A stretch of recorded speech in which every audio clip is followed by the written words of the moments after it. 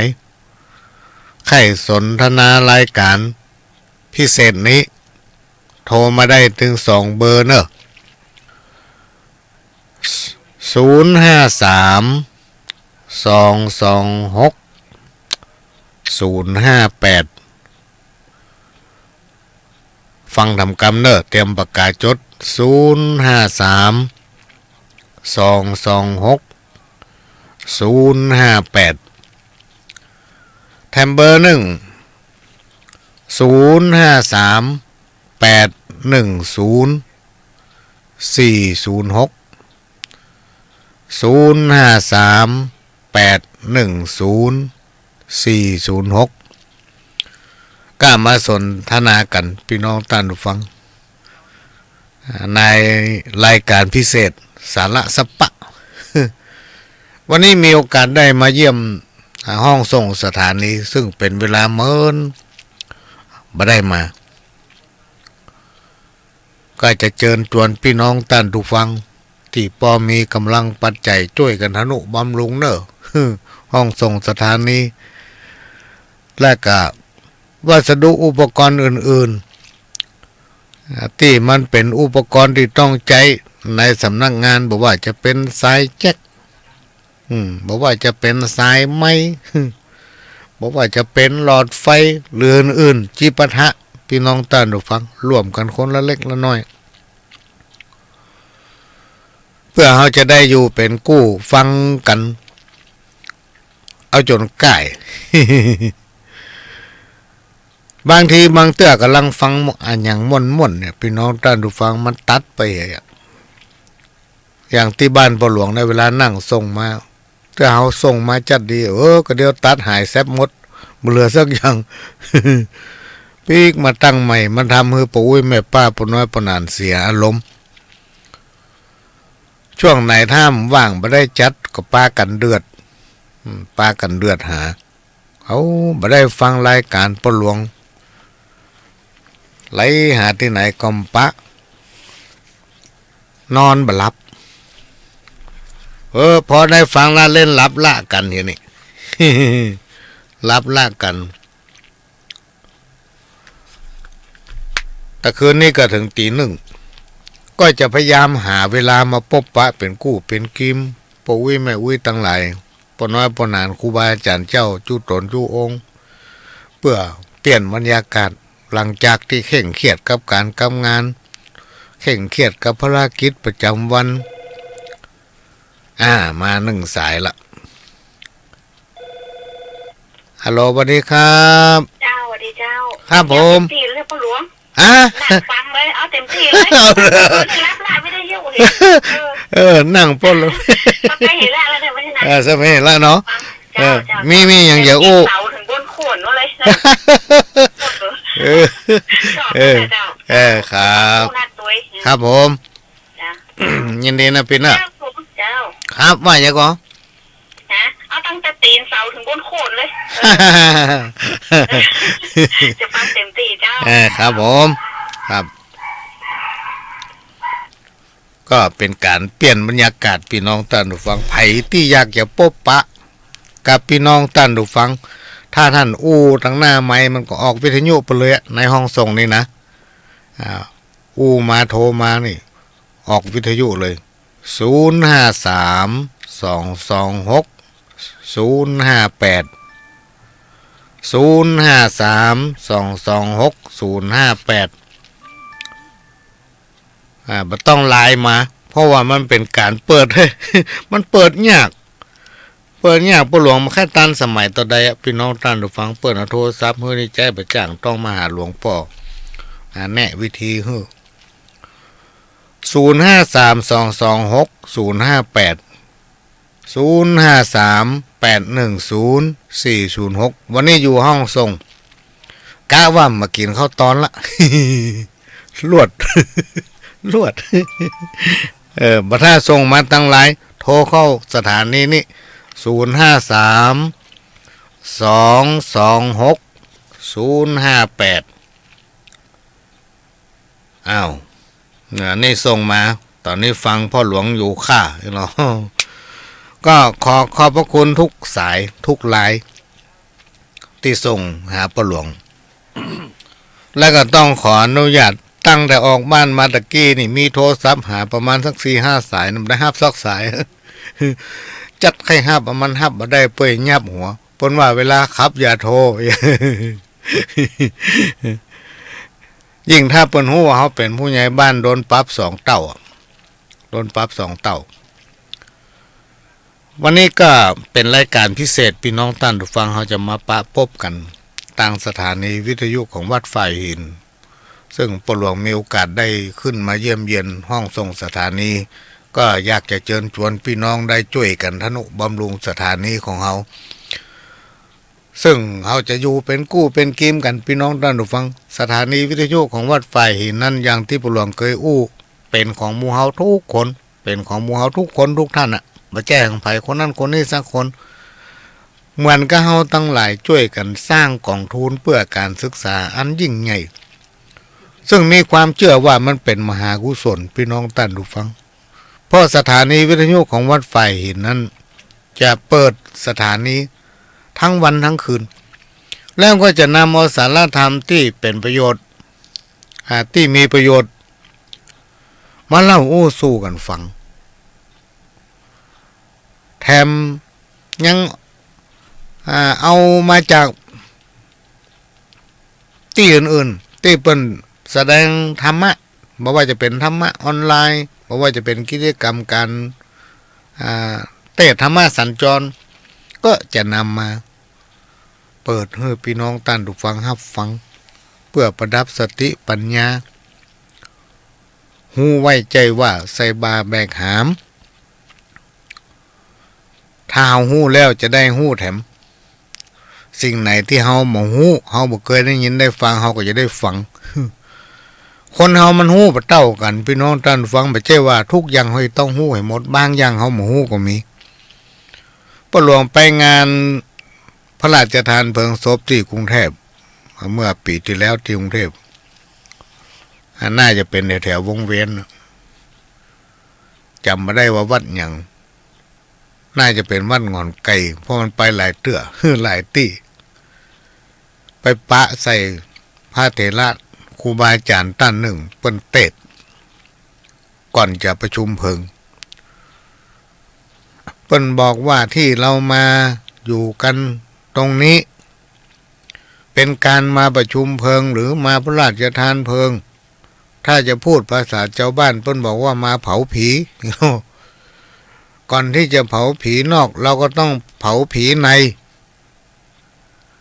เผาผีในเสียก่อนแล้วค่อยไปเผาผีนอกเห็นโลปะโธงงอ่ะเพราะว่าตั้งแต่เกิดมาหรือว่าอยู่วัดมาก็หลายปีอ่านหนังสือมาก็หลายเล่มอ่ะ บ่เคยได้ยินก่อนที่จะเผาผีนอกให้เผาผีในซะก่อนโอ้นี่มันมีผี2 อันก็ว่าจะได้ งงอ่ะพี่น้องท่านผู้ฟัง โอ้เปิ้นมาสรุปตอนท้ายถึงหูเผาผีนอกคือสรีระร่างผู้ที่มรณกรรมที่เฮาหันอยู่หั่นน่ะที่มันเป็นอยู่ในร่องในโรงตั้งอยู่ แล้วเผาผีในคือเผาอย่างผีในอกในใจวะพี่น้องท่านผู้ฟังทุกคนเนี่ยมีจิตวิญญาณมีจิตมีใจนะมีสามัญสำนึกที่เป็นห้องรวมๆมาเป็นผีในอกในใจ เป็นอีเล่าเนาะคือทุกภาค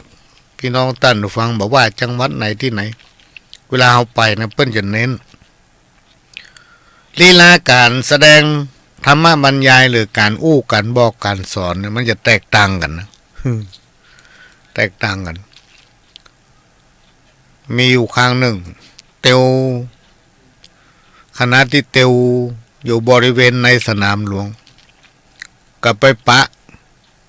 เต้นหลังหนึ่งหลังใหญ่ติดแอร์แง้มประตูน้อยหนึ่งได้ยินเสียงพระเทศประหลวงนี่มีนิสัยอยู่อย่างเวลาเปิ้นเทศทำงานเปิ้นบรรยายเปิ้นเนี่ยอย่างเขาชอบไปแอบฟัง ก็ไม่ได้อยู่หั่นเหมือนแต่ละตีนี่ ก็ไปแอบฟังถ้ามันเข้าท่าก็เข้าไปนั่งวันนั้นปรากฏว่ามันฟังแล้วเข้าหูเข้าไปนั่งเปิ้นบอกว่าขึ้นต้นว่าตาบอดคำจ้างไอ้หนูบ่มันยังได้นั่งฟังสนใจหรอ มีอยู่สี่สหายเป็นเพื่อนกันมาตั้งแต่น้อยตาบอดตั้งแต่เกิดเรียกว่ามืดตั้งแต่เกิดปัญหาอื่นก็เอามาทกเถียงกันเรื่องจ้างจ้างมีลักษณะรูปร่างเนื้อตัวหน้าตาเป็นยังไงเถียงกันอยู่ฮะหมอหนึ่งก็ว่าเหมือนอันหนึ่งหมอหนึ่งก็ว่าเหมือนอันหนึ่งหาข้อยุติมาได้ก็เลยขอสารถีก็คือคนขับรถนี่แหละไปส่งที่เปิ้นเลี้ยงจ้างไปหากวนจ้างไปขออนุเคราะห์กับกวนจ้างว่าขอฮือปลาคนหนึ่ง4 คนเนี่ยไปคำพอจ้างไปยุบพอจ้างคนแรกไปยุบตีตัดขาจ้างโอ้จ้างเป็นตัวอย่างอี้แล้วเหมือนกับต้นบะเป้าลูกพอโอ้จ้างนี่เป็นตัวอย่างอี้แล้วนี่เหมือนกับต้นบะเป้าคนที่สองไปยุบใส่ข้างจ้างเอามือลูบข้างจ้างโอ้จ้างนี่เหมือนกับฝาบ้านฝาเฮือนนี่โลคนที่สามไปยุบใส่งวงจ้างลูบไปลูบมาตั้งแต่งวง ยุบใส่งวงจ้าง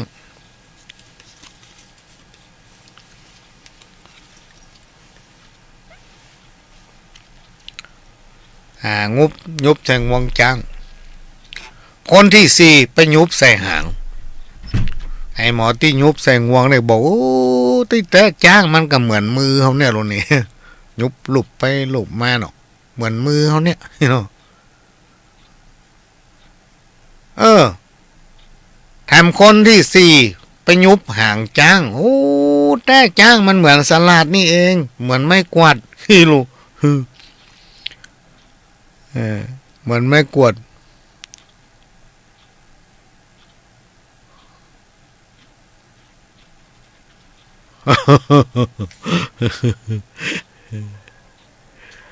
วันนี้เราอยู่ด้วยกัน3 ชั่วโมง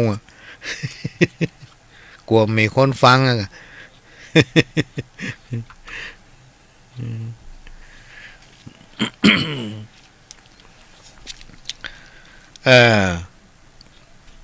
เสร็จแล้วก็เอามารวมกันเอามารวมถึง4 คน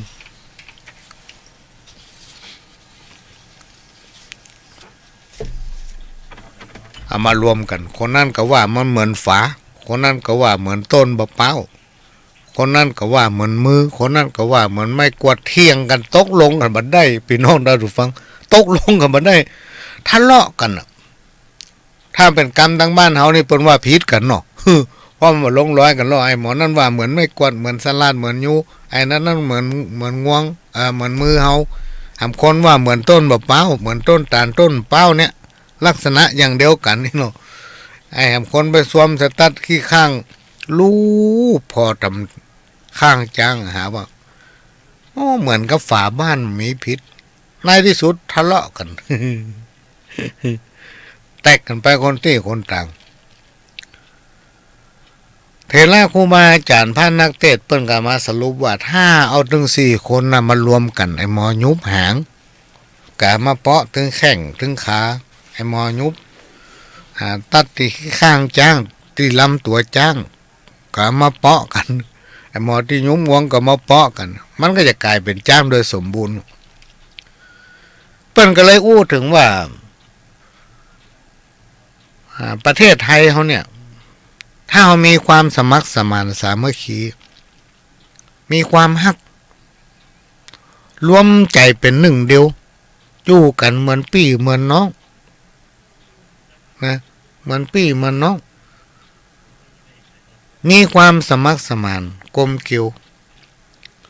เหมือนกับปวกเหมือนกับพึ่ง สัตว์ทั้งหลายเหล่านี้มันฮักกันถ้าคนเอาฮักกันอย่างอั้นน่ะพี่น้องท่านดูฟังอยู่ตามหน้าที่ของไผของมันเปิ่นทำมือมีมือขึ้นมา5 นิ้วแต่ละนิ้วก็ทำหน้าที่ของไผของมันมีตึงมือซ้ายมือขวาเฮามีจิตใจมีมันสมองที่สามารถคิดแล้วก็อู้ได้มีสรรพสิ่งในโลกมนุษย์เฮานี่ทำหลายอย่างที่มันมีหัวใจมีมันสมองกินได้ดังสาบอย่างเฮานะแต่มันบ่สามารถจะอู้ได้จะไปไหนจะขี่รถไปอย่างคนเฮานี่ก็ไม่ได้หรอก คนเฮานี่เวลาเฮาอยากกินหยังเฮาจะไปหั่นไปนี่เฮาก็สามารถได้ไปได้มาได้หมดหลวงพ่อเจ้าอาวาสท่านด็อกเตอร์พระครูปริยัติยานุศาสตร์ไปถึงปุ้นต่างประเทศก็ยังอู้จากปุ้นส่งภาพมาเซ็ตถือว่าเฮานั้นเป็นสัตว์ประเสริฐกว่าสรรพสิ่งทั้งหลายใดๆในโลกพี่น้องท่านฟังใดๆในโลกในเมื่อเฮาเป็นผู้ที่มีความประเสริฐต่อสรรพสิ่งใดๆในโลกเนี่ยเฮาก็จงใจโอกาสเวลาที่เฮาเกิดมาเป็นคนนี้ทำคุณประโยชน์คือมันเกิดขึ้นกับโลกกับแผ่นดินนอกจากจะเป็นประโยชน์กับสังคมชุมชนเป็นประโยชน์กับตัวเฮายังไปถึงลูกถึงหลานทุกคนมีความปรารถนาให้ลูกเต้าเหล่าหลานรวมไปถึงตนเองเพื่อมีความสุขอยู่ในสังคมที่อบอุ่นอยู่ในบ้านปี่เมืองน้องการศึกษาที่พัฒนาไปก้าวไก่ทำมือจิตใจของคนนั้น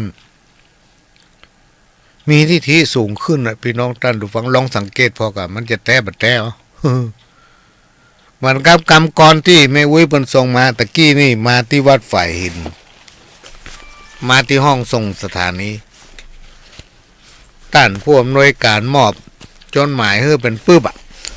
เอามาเปิดพอเป็นของแม่วุ้ยสีแก้วสิริน เป็นของแม่วุ้ยสีแก้วสิรินเพิ่นส่งมาให้มาได้มาเอาก็เดี๋ยวจะมาอ่านให้ฟังพอสังเกตเนาะโอ้ถึงความสามัคคีพี่น้องท่านผู้ฟังถ้าเรามีความสามัคคีรวมใจกันเป็นหนึ่งบอกว่าจะอยู่ในภาคส่วนไหนเขาโอ้ถึงในโลกมนุษย์เนี่ยโดยเฉพาะผืนแผ่นดินไทยเขาเนี่ยถ้าเรามีความสมัครสามัคคีฮักกันเหมือนพี่เหมือนน้องจะอยู่เย็นเป็นสุขการศึกษาที่ก้าวไกลนี่ถ้าเขามานำเอาธรรมะเข้ามาเป็นเครื่องเตือนสติเข้ามาประดับสติปัญญาทิฏฐิยิ่งเพิ่มขึ้นติ๊ก เพราะฉะนั้น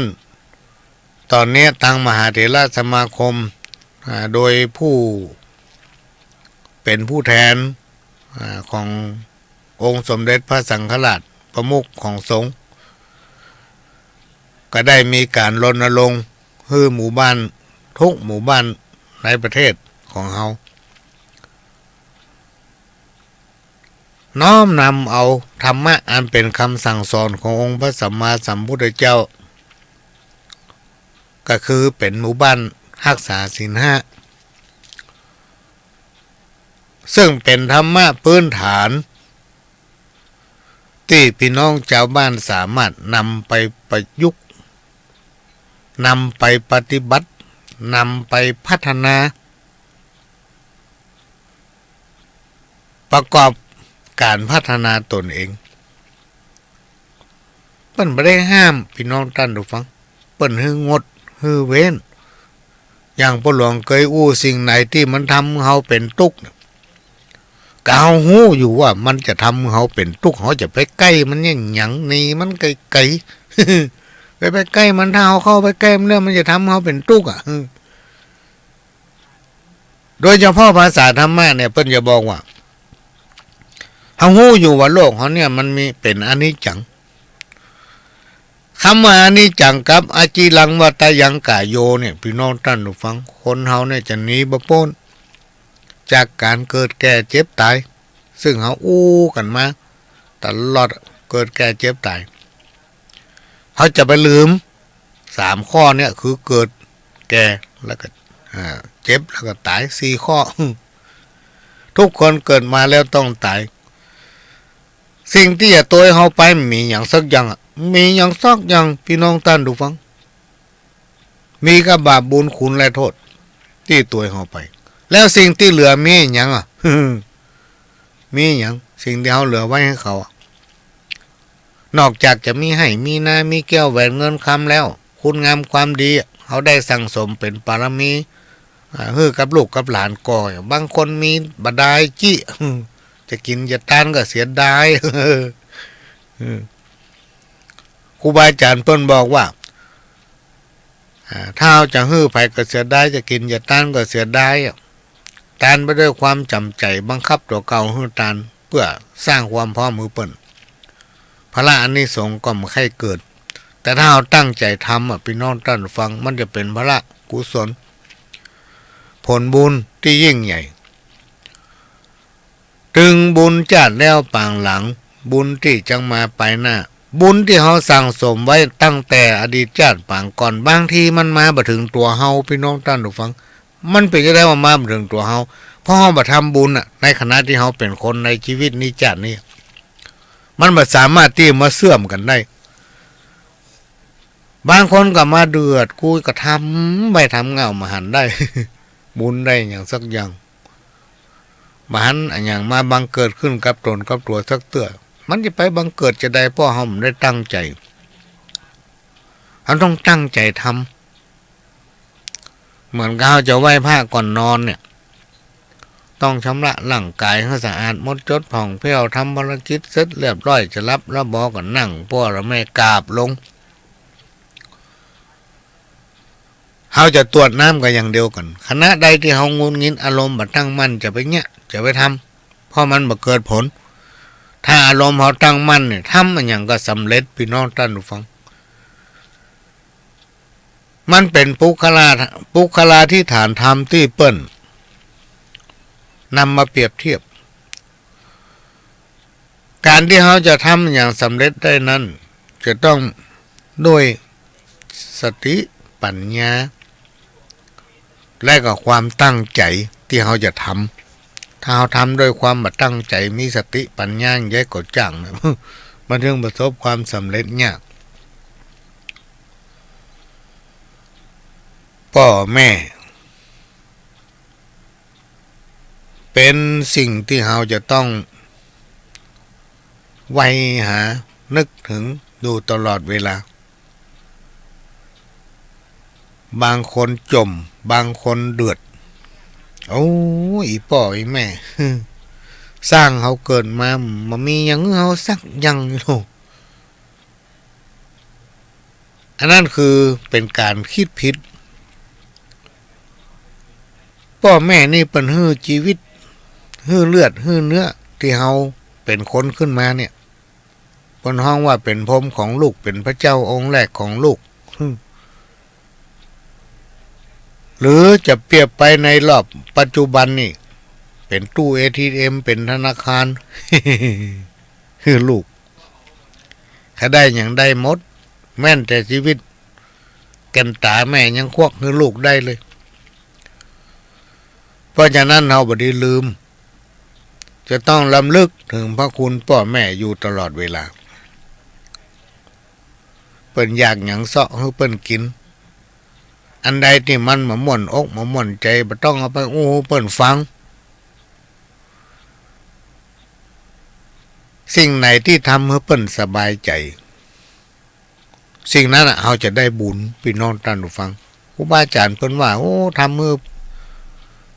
ผู้มีคุณหรือบิดามารดาหรือว่าพ่อแม่นี่น้ำตาตกนี่โอ้เป็นบาปเพิ่นบอกเป็นบาปนอกจากนั้นเราจะต้องเป็นแบบเป็นตัวอย่างคือการอนุเคราะห์ญาติพี่น้องลูกเต้าเหล่าหลานพี่น้องชาวบ้านที่เขาได้มีโอกาสอยู่ร่วมที่เขาได้มีโอกาสได้ปะได้ทำภารกิจร่วมกันหรือว่ามันได้ทำการที่คนเขาจะได้ปะกันนี่ไม่ใช่ธรรมดานะพี่น้องท่านผู้ฟังถ้าเขาไม่ได้ทำบุญมาตั้งแต่อดีตชาติปางก่อนเนี่ยมาให้บัดนี้จะได้ปะกันนะ จะได้ปะกันอย่างมีหลายคนที่ไปหาประหลวงที่บ้านมีน้อยคนที่จะปะบัดแจ้มาเขาได้ทำบุญร่วมกันนะเพราะว่ามัน แรงอธิษฐานที่เขาอธิษฐานไว้จะมาปะกันนะมันน้อยไปหน่อย ยิ่งมีภารกิจหลายอันหลายอย่างตั้งได้ก็ดีไปอันได้ก็ดีเป็นเนี่ยเพราะเขาถือว่าเขาเกิดมาเป็นคนแล้วต้องทำช่วงที่เขามีชีวิตจิตใจกินได้ดังสาบเนี่ยต้องทำคุณประโยชน์ให้เกิดขึ้นเพื่อทดแทนคุณพ่อแม่บุญกินบุญทานบุญปารมีตั้งหลายที่เขาได้ทำอุทิศแผ่เมตตาเป็นกุศลส่วนบุญทั้งหลายถึงพ่อแม่ตระกูลมูลเงาญาติพี่น้องที่ถึงแก่มรณกรรมไปแล้วเมื่อเปิ้นได้ฮับแล้วบุญกุศลทั้งหลายเหล่านั้นจะปีกมาหาเทาพี่น้องท่านผู้ฟังนี่ครูบาอาจารย์เปิ้นบอกนะ เปิ้นหูฟังตามที่ได้สังเกตนี่ท่าจะแตะกำแล้ว มันก็ว่าเปิ้นบอกว่าทำไปเถอะความดีเนี่ยทำไปแล้วกันเดือนมันจะได้ดีเองบางคนทำน้อยเดียวแล้วจะเอานักมันจะไปได้จะได้ บางคนทำวันนี้จะเอาวันเนี้ยการทำบุญเนี่ยพี่น้องท่านผู้ฟังทำแต่ได้ก็ได้ถ้าเราตั้งใจทำแล้วถ้าเราจักชวนคนอื่นทำก็เป็นการเผยแพร่เป็นการเอาบุญไปฝากเปิ้นมีครูบาอาจารย์หลายตนที่เป็นที่เคารพนับถือกันเนี่ยเปิ้นจะว่าโอ้เฮาเอาบุญมาฮื้อเปิ้นมาฮับ เปิ้นมาฮับคือเปิ้นมาฮับนี่ก็คือบ่ใครมีคนทำบุญเนี่ยถ้าเฮาบ่ท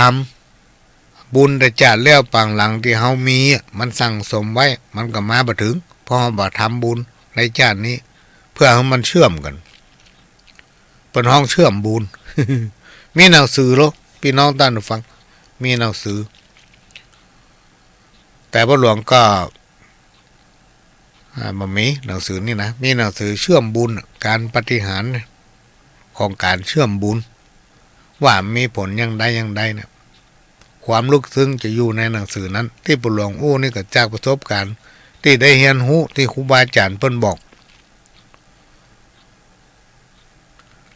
เหมือนอย่างตะคืนเนี่ยได้ตอบปัญหาเรื่องพระ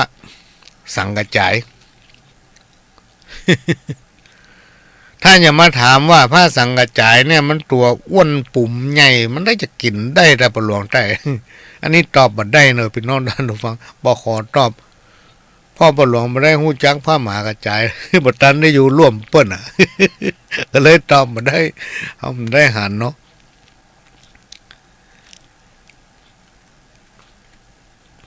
มีอยู่ครั้งหนึ่งได้มีโอกาสได้พบปะกับทางแม่ฮ่องสอนเนี่ยพอสร้างคำเป็นคนที่เก่งทางด้านคาถาอาคมไปอยู่กับเปิ้นได้หลายเดือนน่ะพี่น้องท่านผู้ฟังเปิ้นนับถือพระสังกจาย ที่เอามาอูได้นะเปิ้นนับถือพระสังกจายแม่เปิ้นถามวันนั้นล่ะแต่ปัจจุบันได้ตอบนึกมาถึงก็มากึดใจได้ย้อนหลังไปเปิ้นว่ามีอยู่ปางหนึ่ง เมินมาแล้วจะจัดได้พมใดหมู่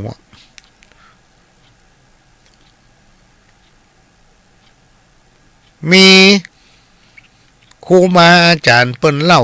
ขานสืบตามกันมาว่าในการละครั้งหนึ่งมีพญาอินทร์หรือว่าพระอินทร์ผิวพรรณมนมองวันนะบะเลือเรื่องคือผิวพรรณน่ะร่างกายสู้ผอมเทวบุตรเทวดาหรือพระอินทร์นางฟ้าอย่างตั้งหลายเราเนี่ยพี่น้องท่านผู้ฟังเวลาหมดบุญน่ะอายุจะเสี่ยงจากเมืองสวรรค์หรือว่าเทวโลกเนี่ยผิวพรรณจะสู้ผอมเปิ้นอู้หูฟังนะปหลวงก็ได้หันได้แม่ถามว่าปหลวงหันมาลักกะ บ่ได้หันเปิ้นอู้มาก็เอามาอู้ต่อเพราะสั่งคำเปิ้นบอกอย่างนั้นในเวลานั้นพระอินทร์จะต้องเสี่ยงหมดอายุไขจากเทวโลกจะต้องลงไปเกิดในเมืองมนุษย์ดูขนาดสมัยก่อนนะพี่น้องท่านผู้ฟังมันบ่แค่ตันสมัยเท่าใดคนก็ยังบ่ใครมาเกิดในโลกมนุษย์สุดแต่พระอินทร์บ่ใครมาเกิดก็เข้าใจว่าโลกมนุษย์มันถึงให้วุ่นวายนักแก่เนาะ ขนาดพระอินทร์บ่ยอมมาเกิดอย่างเงี้ยอย่างใดดีที่หมอฮือเฮาเนี่ยได้ลงไปเกิดที่โลกมนุษย์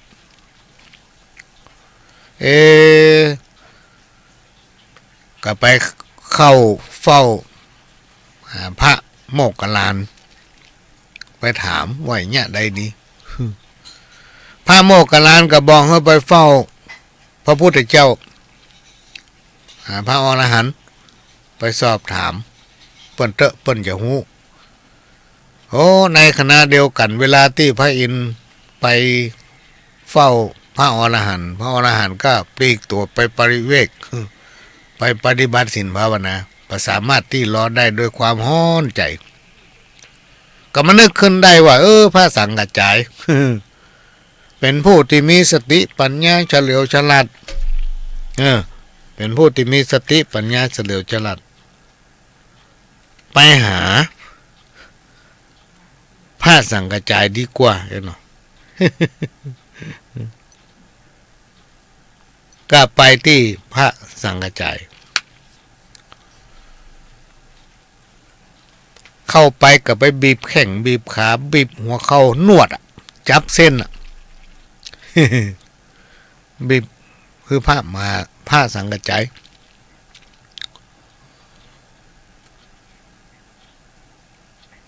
บีบไปบีบมาผ้าสังกัจจายก็มานึกในใจแล้วก็หู้โดยญาณละว่าพระอินทร์เนี่ยตามปกติธรรมดามเจ้มาอย่างนี้สักเตือวันนี้แต่งมาบีบแข้งบีบขา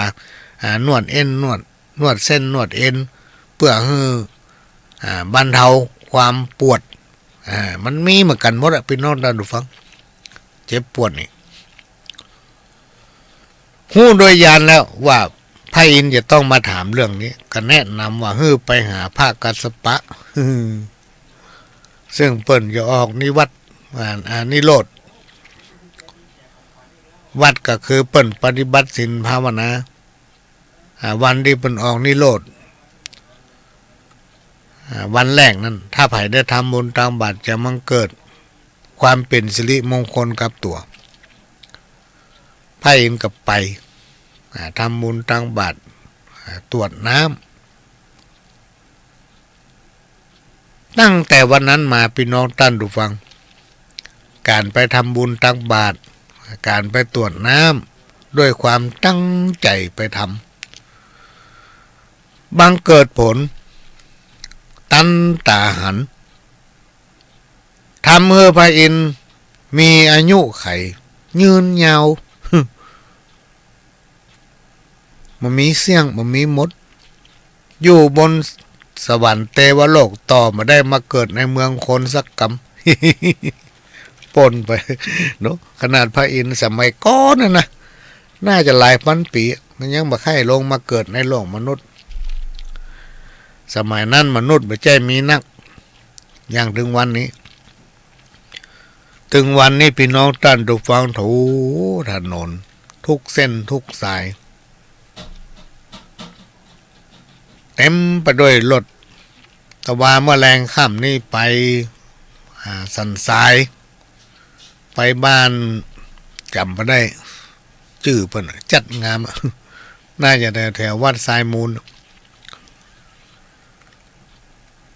ขาไปนี่มันตอนใดเพราะว่าไป4 โมงไปขากลับเนี่ยพี่น้องท่านทุกฟังโอ้โหรถมันติด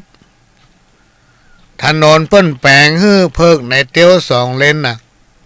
มันกลายเป็น3เป็น4 เลนมั้งน่ะข้างฟุตบาทเขาก็เตี้ยวขี่รถเครื่องรถถีบจักรยานนี่นะยากล่ะเพราะรถจะเต็มถนนเลยสัก5 โมงเกิงไปถึง2 ทุ่มปลายนี่ถนนสายเนี่ยโดยเฉพาะสายแม่โจ้เนี่ยพี่น้องท่านผู้ฟังติดตั้งแต่5 โมงเกิงไปต้นไปแล้วลามมาถึงถนน4 แยกควงสิงติดวันค่ำ ติดวันค่ำเป็นชั่วโมงก็แสดงว่าสภาพสังคมของเฮาในปัจจุบันนี่มีความเจริญรุ่นหน้าจนจิตใจนี่พัฒนาไปบัดตันพ่ออย่างที่พัฒนาไปบัดตันนี่พ่อห้อมได้สนใจมันเปิ้นชวนไปฟังเทศฟังธรรมนี่ซอยหัวลูก ชวนไปคาราโอเกะนี่เฮิดเปิด มันจะไปพัฒนาจิตใจได้อย่างไร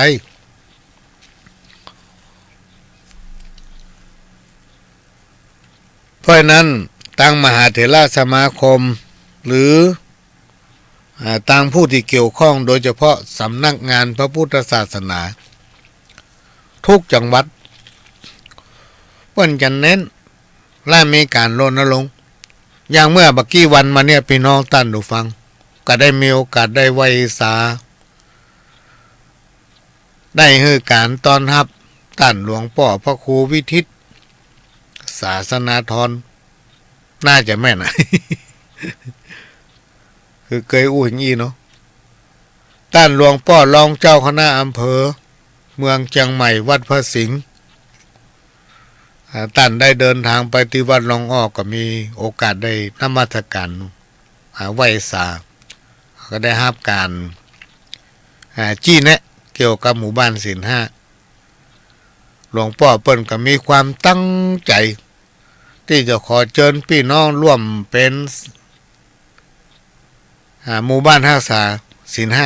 5เพราะเปิ้นมองหันว่าในสังคมยุคปัจจุบันนี่มีหลากหลายเผ่าพันธุ์ของผู้คนที่เข้ามาอยู่ด้วยกันบ่มีสิ่งไหนที่จะมากล่อมเกลาจิตใจให้คนทั้งหลายเหล่านั้นมีพื้นฐานที่ดีเมื่อแต่ละคนมีพื้นฐานทางด้านจิตใจที่ดีก็จะทำให้การพัฒนาสังคมชุมชนจะทำให้การอยู่ร่วมกันระหว่างคนกับคนเนี่ยมันอยู่ม่วนพี่น้องท่านฟังอยู่ม่วนที่ถึงวันที่คนกับคนเนี่ยอยู่ด้วยกันมาม่วนเพราะอันหยังเพราะว่าทุกคนน่ะมีทิฏฐิในตัวยิ่งถ้าเฮียนนักไปสูงไปสมบัติถือตัวแน่บ่ฟังไผหั่นละเอาตัวมันว่าหมด ตัวมันว่าหมด บ่เชื่อกรรมพ่ออุ้ยแม่ป้าบ่เชื่อกรรมครูบาอาจารย์เพราะมันถือมันหัวทีนี้ในหลักการจิตวิทยาความเป็นอยู่ของคนเฮาเนี่ยพี่น้องท่านผู้ฟังนี่เพิ่นมีการรณรงค์รักษาไว้ซึ่งกรอบของศีลธรรมหีบห้อยจารีตประเพณีเนี่ยเป็นสิ่งที่เฮาจะละบ่ได้โดยเฉพาะคำสอนของปู่ย่าตายายเฮาละบ่ได้แม้นว่ามันเป็นกรรมที่บ่ทันสมัยเพราะเหตุที่มันทันสมัยล้ำไปเนี่ยพี่น้องท่านผู้ฟังบางทีบางเตื้อสิ่งที่เฮาบ่คาดก็เกิดขึ้นไม่มีที่ไหนลดจนกันเงาไปกิโล เพราะอย่างเพราะทิฐิความบ่แบ่งปัน ใจฮือกับเปิ้นคนอื่น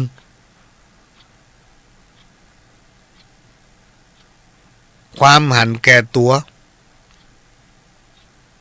การเข้ามาครอบงำจิตใจของคนเฮา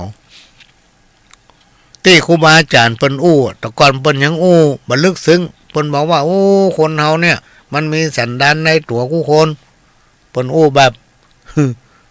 ถ้าเอาฟังแล้วมันแบบไพเราะพี่น้องท่านฟังเปิ้นอู้แบบตรงๆมันจะอยู่โลกอยู่ตื้นอันน่ะ บางคนก็มีหิมคอได้ยินคำเข้าหูถูออกปากเพราะว่าสันดานมันอยู่คอ ที่มันอยู่เลิกเปิ้นเอาเก็บไว้ก่อนลักษณะการฟังอย่างเดียวกันพี่น้องท่านผู้ฟังได้ฟังอย่างมากก็จ้างอย่าไปฟังถูออกปากคือเอามาพิจารณาก่อนแล้วนำไปอู้สิ่งไหนที่มันบ่ใช่เรื่องของเฮามันบ่เกี่ยวอย่างกับเฮาสักอย่างจะไปอู้ เพราะมันบ่ใช่เรื่องอย่างเฮาถ้าอู้ไปอาจเป็นพิษเป็นภัยอาจเป็นถ้อยเป็นความอย่างเงี้ยเป็นต้นเพราะนั้นสิ่งทั้งหลายเหล่านี้ก็นำมาฝากไว้ป้อนนานอันนี้จดหมายของมาอุ้ยสีแก้วสีลินเนาะอ๋อป้อนนานพนมแม่สมใจทัดเที่ยงอ๋อป้อนนานพนมแม่สมใจทัดเที่ยงอยู่บ้านสันทรายมูลตำบลสันทรายน้อยอำเภอสันทรายจังหวัดเชียงใหม่เอาผ้าป่าฮือกล่องหนึ่งพร้อมครอบครัวขอเอากุศลฝากมาฮือด้วยส่งถึงป้อหลวงสว่างธาตุอินจันทร์บ้านต้าล่องขี้ควายตำบลสันมีเสื้อหวังว่าป้อหลวงจะส่งมาให้สวัสดีเจ้าอ๋อจะส่งผ้าป่าหนึ่งกล่องพร้อมครอบครัวเอากุศลฝากมาให้ด้วยอ๋อโอเคสถานีวิทยุจะตอดผ้าป่าในวันประกวดข้าวห้ำตอนนี้เขาเลื่อนไปนะพี่น้องท่านผู้ฟังมันยังมีอยู่แต่ว่าเขาเลื่อนไปเอาจดหมายทำฉบับหนึ่งมาอ่านเนาะโอ้เมินแล้วนี่พ่อหลวงไม่ได้เข้ามาห้องส่งสถานีอันนี้วันที่15สิงหาคม2559ภาคคุณของป้อมโนในหัวใจวูลุกป้อจังยอมตุกเพื่อลูกบุตรีฮือเจ้าลูกลักได้อยู่สุขขีเงินทองบ่มีป้อหามาฮือป้อขออย่างเดียวลูกจะไปดื้ออย่าเป็นนักเลงเก่งร้ายพ่อแม่สอนหยังฮือจำเอาไว้ชีวิตจะได้ดีค่ะกลัวอนาคตลูกมีปัญหาผงขาวกันชาสุราน้ำเหล้าอย่าไปสนใจมันเนอลูกเต้าชีวิตของเราตันนักอย่าไปมั่วสุมเสพทุนจู้ลักมันจะห้อนไม่ไปหลุนเมื่อมีเงินนักมีแต่เปื้อนฝูงตุกไล่ไปลุนไผ่บ่พอหน้าตำนี้ที่เตียนเข้าดินฝุ่นเนี่ยเหยียดหยามนินทาว่าซ้ำตึงมามีไผ่จังมาช่วยกำเขาหนีเบื่อหน้าไปเลยฟังกำป่อเตอะคนดีป่อเหยกั้นไข่สะเบยฟังเนอลูกล่าซับอยู่ในดินสินอยู่ในหญ้าป่าอยู่ในวังน้ำถ้าเฮาขยันบะเกียดบะค้านตึง บาดตายกั้นเนินในจิตใจมานะดิ้นรนของขวายอดสาทำไปเตื้อเล็กเตื้อน้อย ความไร้เดียงสาปัญญาก็น้อยประสบการณ์มีบันนักในยุคตุกโขโลกาพิพัฒน์หลอกแมงเม่าเข้าจมไฟสิ่งยั่วยุมีมากลวงหลายอย่าหลงงมงายเนอหนายลูกล่าเต่านี้ก่อนแหลนาจังว่าไปนักปัญญาบ่มีขอสวัสดีจบเหียตอีจากแม่อุ้ยสีแก้วศิลินบ้านแม่แก้น้อยตำบลปะไผ่อำเภอสันทรายจังหวัดเชียงใหม่ทรงฮือปหลวงสว่างธาตุอินจันทร์บ้านตาลองขี้ควายตำบลสันบิเสื้อหวังว่าปหลวงคงได้ฮับแล้วได้ฮับละนะครับจัดเมินไล่แม่ แต่ว่าปหลวงไม่ได้เอามาอ่านมันอยู่ในห้องตันผู้อำนวยการเนี่ยกามาอ่านวันนี้4-5 ฉบับ ห้ามสังขารอันนี้ก็ส่งมาเมื่อวันที่5 กรกฎาคม 2559ยศและลาบหาบไปบ่ได้แน่ได้แต่ต้นทุนบุญกุศลทิ้งสมบัติของตนไว้ให้ปวงชนร่างของตนเขาก็เอาไปเผาไฟโอ้อานิจจังสังขารเอ๋ยมาลงเอยที่สุดหยุดเคลื่อนไหวเมื่อหมดหวังครั้งสุดท้ายไม่หายใจธาตุดินน้ำลมไฟก็สิ้นตามนอนตัวแข็งแลสลดมาหมดชีพเขาตาสังใส่หีบ4 คนหามสู่ป่าช้าสิ้นเหลือแต่นามใครจะตามเราก็เปล่าได้อันนี้จังสังขารเราก็เท่านี้เมื่อหมดลมแล้วไม่มีซึ่งความหมายวิญญาณดับขันจากกายไปหยุดวุ่นวายทุกสิ่งนอนนิ่งเอ่ยเมื่อชีวิตเรามีลมอยู่จงเร่งสู้ศีลทานนะท่านเอ๋ยทั้งภาวนาทำใจหัดให้เคยอย่าละเลยความดีทุกวี่ทุกวันเมื่อสิ้นลมจริตภาคจากโลกนี้จะได้พาความดีไปสวรรค์อย่าทำบาปน้อยนิดให้ติดพันเพราะบาปนั้นจะเป็นเงาตามเราไปสู่นรกอเวจีที่มืดมิดสุดที่ใครจะติดตาม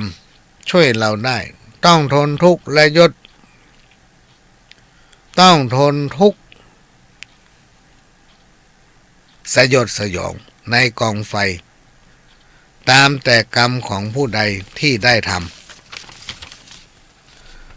ให้มันสวดมนต์ภาวนารักษาศีลสอนให้ลูกหลานเคยชินทุกเช้าค่ำให้รู้รักเคารพนพธรรมอย่าลืมคำที่พระสอนวอนให้ดีเราเกิดมาเพื่อตายไม่ใช่อยู่ทุกคนต้องสู้ความเป็นผีเราเกิดมาเป็นคนได้ทั้งทีควรจะสร้างความดีติดตามตัวไปจะได้ไปเป็นสุขไม่ทุกข์ยากไม่ลำบากเมื่อเกิดใหม่ใครทำดีสุขแท้แน่แก่ใจใครทำชั่วทุกข์ยากไรมาถึงตนบุญกุศลเร่งบำเพ็ญศีลทานและภาวนาแสวงหาบุญกุศลทรัพย์ภายนอกเป็นของหลอกลวงตนทรัพย์ภายในปฏิบัติตนนั้นพ้นทุกข์เอ่ยจากแม่วิสีแก้วศิลินน่าจะเป็นฉบับที่22ละฉบับนี้นะตัวหนังสือแม่เปิ้นเข ขียนมาจัดงามอ่ะพี่น้องท่านผู้ฟังตัวหนังสือเปิ้นงามแล้วเปิ้นก็เขียนตัวเมืองงามตัวนี่เปิ้นก็เขียนตัวเมืองมาตัวตึงตัวเมืองตัวไทย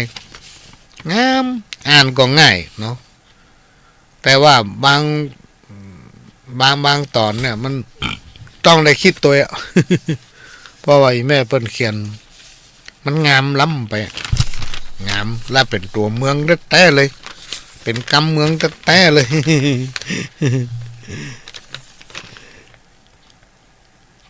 อย่างจริตนี่เนาะเปิ้นมีจอจานรอเรือสระอีนอเด็กเปิ้นห้องจริต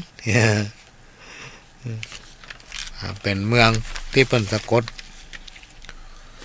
ก็วันนี้เป็นรายการพิเศษพี่น้องท่านผู้ฟังปหลวงสว่างกล้ามีโอกาสได้มาพบปะพี่น้องท่านผู้ฟังแล้วก็ได้มีโอกาสมาเยี่ยมสถานีคือใจจะมาหลายเตือกมาบ่ได้วันนี้มีโอกาสได้มา ก็เปิ้นก็เลย หาฮือเข้ามาเป็นรายการพิเศษตั้งแต่ 11 โมงถึงบ่าย 2ท่านใดที่จะสนทนาตั้งหน้าไมค์ก็เชิญเนอะ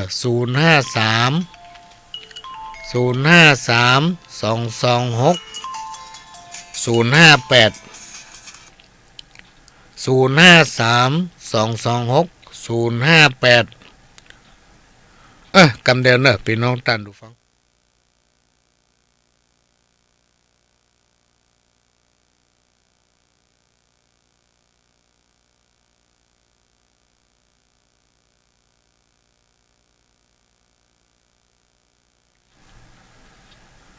ก็สนทนา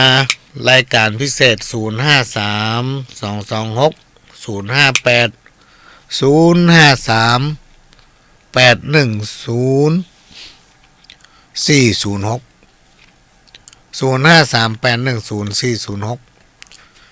าโทรก่อนเป็นหยังแต่ไผไปฟังกินข้าวเตื้อ เพราะว่าคนอุ้มได้กิน กันนั่งกินข้าวซองหน้าวิทยุเดี๋ยวปหลวงขอย หันนะบางคนนั่งกินข้าวเอาวิทยุไปฟังตุยวันนี้ฟังกันเต็มที่พี่น้องท่านผู้ฟังตั้งแต่เวลาเนี้ยไปจนถึงบ่าย 2 โมง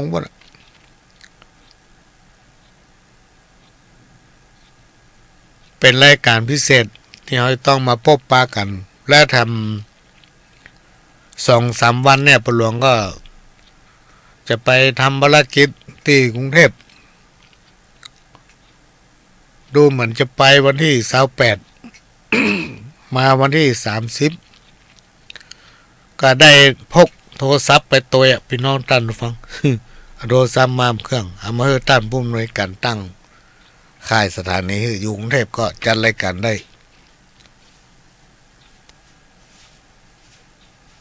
ท่านใดที่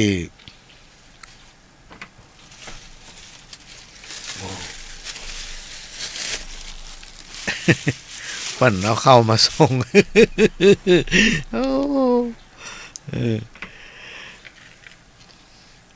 กินเตอะแม่เว้ย ว่าเล่นบ่ได้แม่เว้ยย่างกินเลยปหลวงมันหู้เฮ้ยกูกำลังกินข้าวอยู่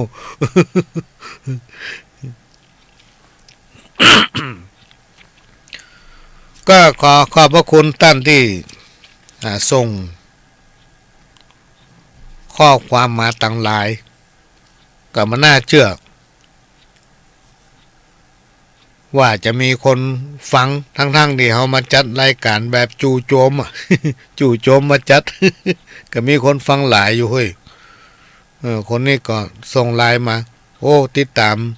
ปหลวงอยู่เนอะบางคนก็เขียนมาสั้นๆฟังอยู่เนอะ แต่ว่าแมลงก่อนเข้ารายการจะออกวิทยุว่าวันนี้หรออันอย่างใหญ่อู้อย่างเขาเป็นผีเนาะ ลอยออกวิทยุ ก็ขอบพระคุณหลายทุกหลายเนอะที่ส่งมาให้นี่นะ อันนี้ส่งมาจากไผหา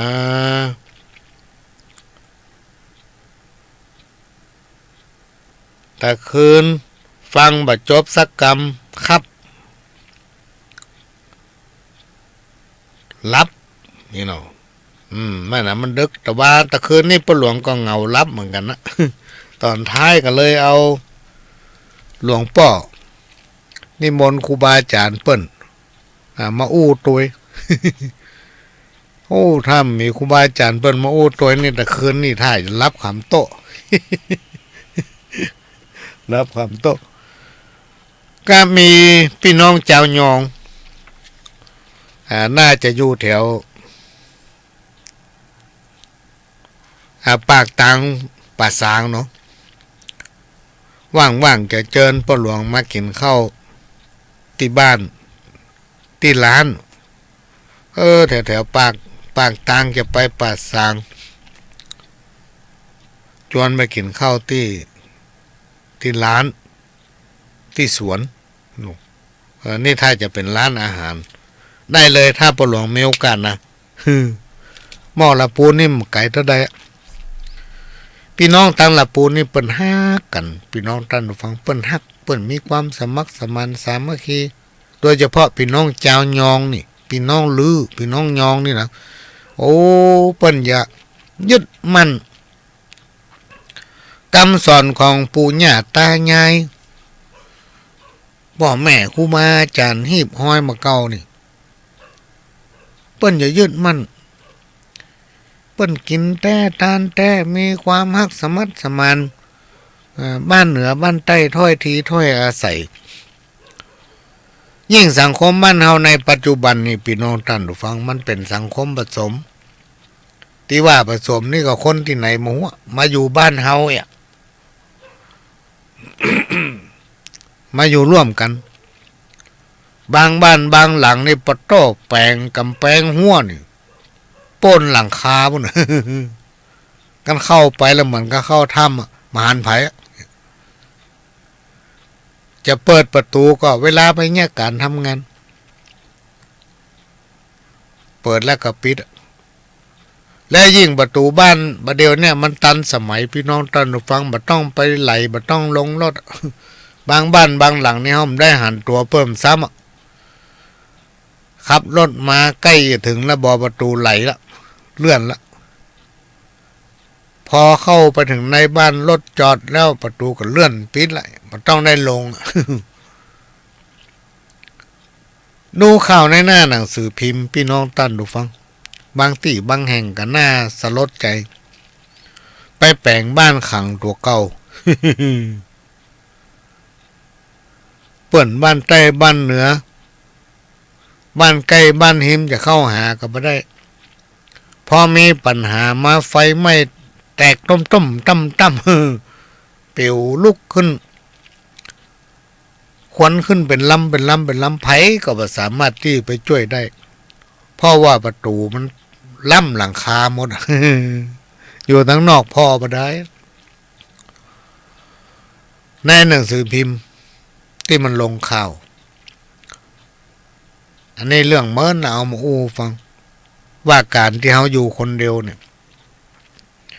เหมือนคำโบราณที่ครูบาอาจารย์เพิ่นบอกว่าคนเฮานั้นบ่สามารถที่แยะอันหยังทำอันหยังสำเร็จได้คนเดียว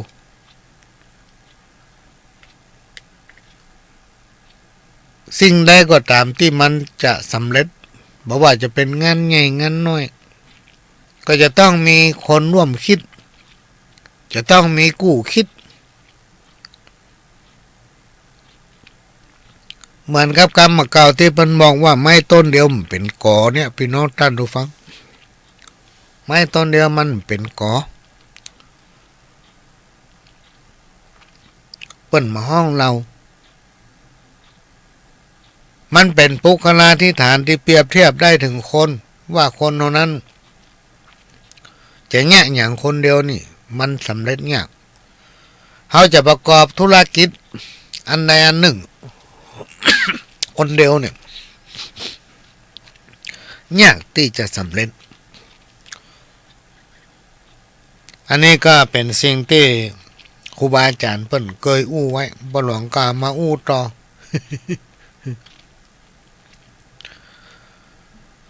ภายที่จะสนทนาในรายการตัวประหลวงนี่เจอเนอะถ้าท่านโทรมาก็ออกรายการพวกก็เดี๋ยวก็จะพยายามหาเวลาพี่น้องท่านผู้ฟังมาพบปะพี่น้องท่านผู้ฟังบ่อยๆเจือจะมาพบปะเจือมาเป็นกู้เป็นกิมนำเอาสาระร้อยอันปันเรื่องจากประสบการณ์ของตัวเองมาอู้ให้ฟังซึ่งเป็นประสบการณ์ที่ไปเรียนรู้ไปแสวงหามา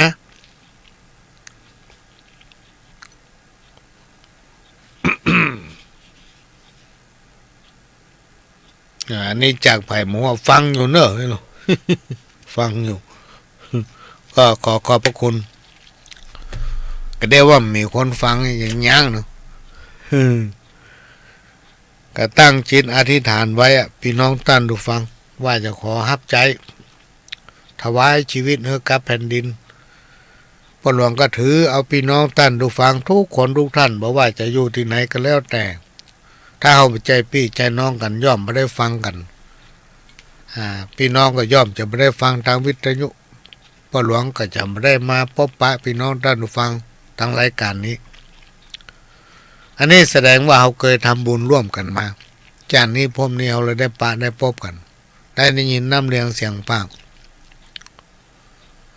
ก็ถือเป็นหน้าบุญเป็นวาสนาที่ได้ฮับใจพี่น้องท่านผู้ฟังด้วยใจอันยังก็จ้างพี่น้องท่านผู้ฟังมันมีเกิดแล้วก็มีความแปรผันเหมือนครับสถานีเนี่ย ปัจจัยอู้เข้าตัวรายการของพ่อหลวงนี้พอมีความตั้งใจว่าจะมาเลี่ยไล่อันนั้นอันนี้บางอย่างก็เป็นข่าวที่ต้องประชาสัมพันธ์แจ้งหู้แจ้งทราบก็แจ้งไปพ่อพ่อหลวงคิดว่าหลายๆอย่างที่เฮาประจำเป็นต้องใจสตังค์หลายๆอย่างหลายๆอันที่สตางค์มันมีความหมายมีประโยชน์แต่มีหลายอันหลายอย่างที่มีความจำเป็นจะต้องใจสตางค์ถ้ามีสตางค์นี่อยู่ไม่ได้ อย่างห้องทรงสถานีเนี่ยจากที่พ่อหลวงมาดูเนี่ยเครื่องเป็น10เครื่องเนี่ย ประมาณกล้าไม่ได้ก็ด้วยความที่เราร่วมด้วยช่วยกันเมื่อร่วมด้วยช่วยกันได้อู้ได้จาได้ฟังน้ำเรื่องเสียงปากได้ฟังธรรมะธรรมโมอย่างอีแม่คนหนึ่งเปิ้นบอกอีแม่นี่ฟังวันค่ำนะลูก ฟังวันค่ำถ้ามีธุระไปไหนจะเปิดวิทยุฟังวันค่ำเอาดีแต่พ่อไอ้แม่เปิ้นจะได้เอานำเอาความรู้ความเข้าใจไปขยายต่อก็คือไปอู้ลูกหลานรายการหนึ่งหรือว่าวันหนึ่งจำได้ข้องเอาไปอู้ลูกหลานฟังไว้แม่ฟังมาเปิ้นว่านั่นเป็นอีอันนี้เป็นอย่างนั้น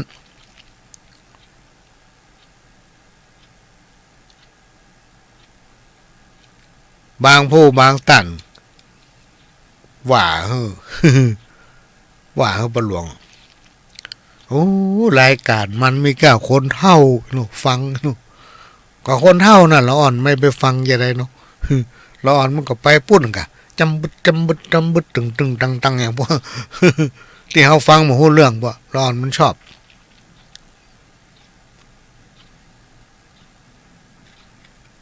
รายการยัง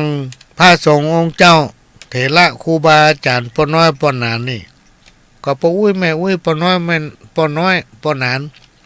ครูบาอาจารย์เนี่ยเพิ่นฟังเพิ่นเอาไปขยายต่อแนะนำคนนั้นคนนี้รอดมันนึงมาฟัง หลายๆคนหลายๆพื้นที่มาขอวิทยุปู่หลวงก็ฮือไปพอเปิ้นกล้าขอเนาะเปิ้นกล้ามาขอ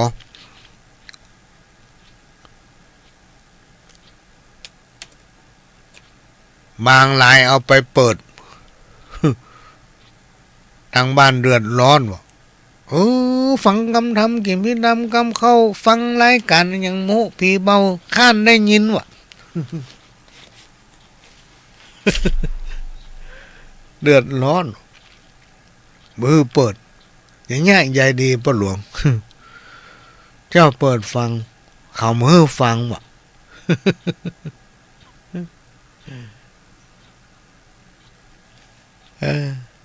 นานาจิตตังนี่เป็นเรื่องของคนการฟังเนี่ยพี่น้องท่านดูฟังถ้าเอาฟังโดยดีล่ะนำไปคิดมันก็มีประโยชน์กับตัวเฮาก็คือเขาเกิดความเข้าใจมีประโยชน์ไปถึงลูกถึงหลานอย่างหีบเก่าห้อยเดิมที่เขานำปฏิบัติกันเนี่ยสมัยแต่ก่อนมันมีบ่พอมีคนหู้ก็อาศัยปอน้อยปอหนานประเด็นนี้คนหู้มันนักพี่น้องท่านฟังและขยายความแม่ไปทำ ยกตัวอย่างง่ายๆอย่างเครื่องสืบชะตาเนี่ยบางที่บางแห่งเอาโฟมมาตัดเป็นหูพญานาค เอาหางตั้งขึ้นบนปลายไม้กั้มบนหัวลงมัดอยู่ที่น้ำหม้อไป อยู่ทั้งตีนไม้กั้มทั้งลุ่มไปทั้งตีนไม้กั้มไปเป็นนาค3 ตัวกัน เอาจ่อน้อยจ่อใหญ่หลากหลายสีประดับบนหลังคาพญานาคขึ้นมาถึงหางไปแม่เปิ้นเมียมหลายอันหลายยังไปแม่พ่ออย่างพ่อคนมันหูนัก แต่ก่อนนี้เปิ้นเอาครูบาอาจารย์ว่าอันนี้เราจะใส่ดีกว่าอันนี้เราบ่ใส่บ่ท่านครูบาอาจารย์มองเอามองอ่านน่ะละมาสมัยบ่เดียวคนไหนก็ถือว่าตัวห้วยมดบ่ถามไปสักคน ก็เลยแม่ไปเลยในที่สุดหิ้มหอยประเพณีที่เคยปฏิบัติก็เลยทุ่งแม่ไปรออาหารละงงอันไหนถูกไปที่ไหนก็มาหันเหมือนกันเพราะคนมาเดียวมันฉลาดพี่น้องท่านผู้ฟังเพราะฉะนั้นเปิดเลยโค้นหาภูมิปัญญาพื้นบ้าน ภูมิปัญญาพื้นบ้านกับคนที่เป็นหูคนที่เป็นมีความเข้าใจเกี่ยวกับหีบห้อยประเพณีเจ่นปู่ย่าตายายเปิ่นปฏิบัติสืบตามกันมาเพื่อเอามาเผยแผ่แล้วรวบรวมมาเป็นตำราว่านี่เนี่ยอย่างอีเนอะอันนั้นเนี่ยอย่างอันเนอะ การหายมื้อจันทร์วันนี้ก็ยังเดียวกันพี่น้องท่านผู้ฟังสมัยนก่อนผมใจมีนักหรอมีวันล่มหลวงเหี้ยวันบอกแก้วกินเย็นผีเข็นค่ำจั่งอยู่ห้างเสียควายเย็บถุงไร้เสียเบี้ยหน่อยจมบอมจมบ่อยเสียผีเอาลูกเสียทีมาเป็นลูกผูกเจ้ากินเมืองแสงเฟืองตัวฟ้าแต่มาสมัยปัจจุบันนี่แม่ มีค่าตำราบัดเชื่อลองไปพอในเซเว่นหรอกอันนั้นตำราหาเลิกยามตำราล่ำรวย ตำราสปะบางฉบับหนังสือบางเล่มเขียนว่าสุดยอดตำราเห็นไหม พิมพ์หนังสือออกมาขายแล้วก็เขียนติดตั้งหน้าสังวนลิขสิทธิ์ห้ามไปขยายความ ห้ามเพิ่มห้ามแต่งห้ามเอาไปทำธุรกรรมกิจกรรมอื่นๆ มีหนังสือเล่มหนึ่งประหลวงมาได้เก็บไว้สักกำเฮาว่ามันจะไปแปลงมาเนี่ยหยังจะไปเขียนออกมาจำหน่ายขายคือเปิ้นยิ่งหยังเปิ้นซื้อไปแล้วไปเนี่ยหยังก็บ่ได้สงวนลิขสิทธิ์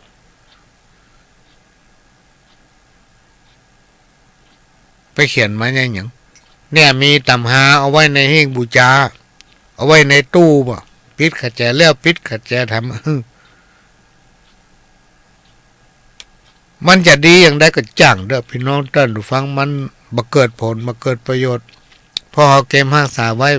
บ่ได้ถ่ายทอดให้ลูกให้หลานเพื่อให้เขาได้ฮู้ได้นำปฏิบัติ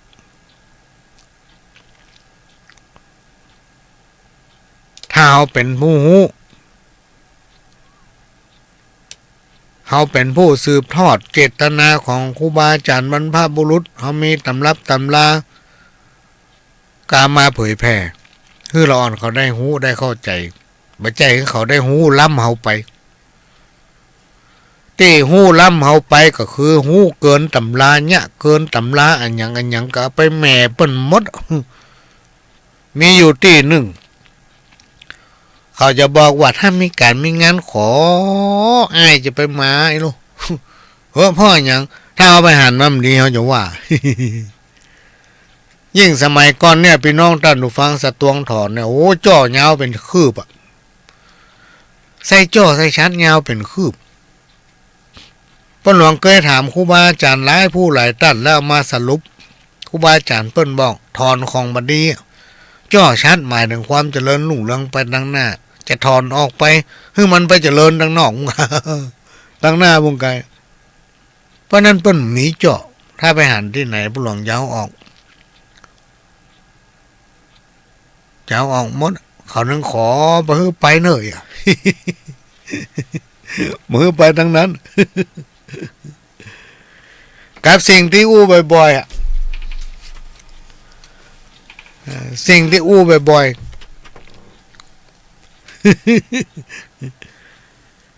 สิ่งที่อู้บ่อยๆคืออย่างพี่น้องท่านดูฟังลาบไก่แจ้งก็มีคนโทรมาหาป้าหลวงขออู้คำเตอเรื่องอันเนี้ยมันเรื่องมันแล้วมาหายนะบ้านผมพ่อผมตายว่ะเขาค้ำแตะค้ำว่าไอ้ลูก ตั้งผาแม่ครัวมีอย่างป้อมบนเรือว่ะ กินแล้วละว่าฮั่นอ่ะเพื่อมาเจ้ามาไงหมู่แม่ครัวหมู่แม่บ้านเปิ้นอย่ามาเนี่ยหาอาหารล้างถ้วยเขาเป็นกองลูกขอป้าหลวงอู้จะเจือน้อยเตอะลุงว่ะเพราะว่าคนฟังป้าหลวงนักแล้วบอกว่าป้าหลวงอู้มันนักแน่นดีว่ะ คือว่าคนเดียวเนอะก็นี่นะถ้าเหตุการณ์อีกเกิดขึ้นกับบ้านไผ่ที่ว่าไปบ้านศพไปงั้นอย่างเนี่ยก็โทรไม่ติ๊กแต่ว่านี่ก็โทรขอป้าหลวงอู้มสักหลอดตัวว่ะไอ้คนฟังก็ไก่ป้าหลวงยังมาอู้เจือมันแตงตับเขานะไอ้ลูก บางที่บางแห่งพี่น้องท่านผู้ฟังตอนนี้เพิ่นเริ่มรณรงค์โดยมีอสมเนี่ยเป็นผู้ที่คือการกี้แนะเป็นผู้ที่ปฏิบัติในพื้นที่โดยเฉพาะหมู่บ้านปอดเหล้านี่ ปอดบุรีนี่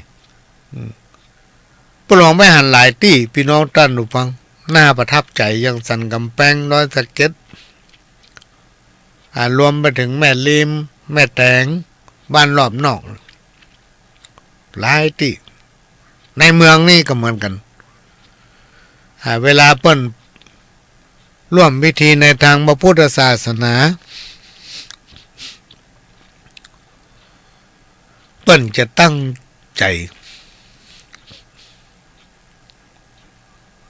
เงียบสงบมีหลายที่เวลาทุกเจ้าเปิ้นไปเต้นเปิ้นไปสูตรก็ดีพิธีในทางพระพุทธศาสนานะมันใจเมินพี่น้องท่านผู้ฟังสักประมาณอย่างมากก่อนชั่วโมงครึ่งถ้ามีเต้นตัว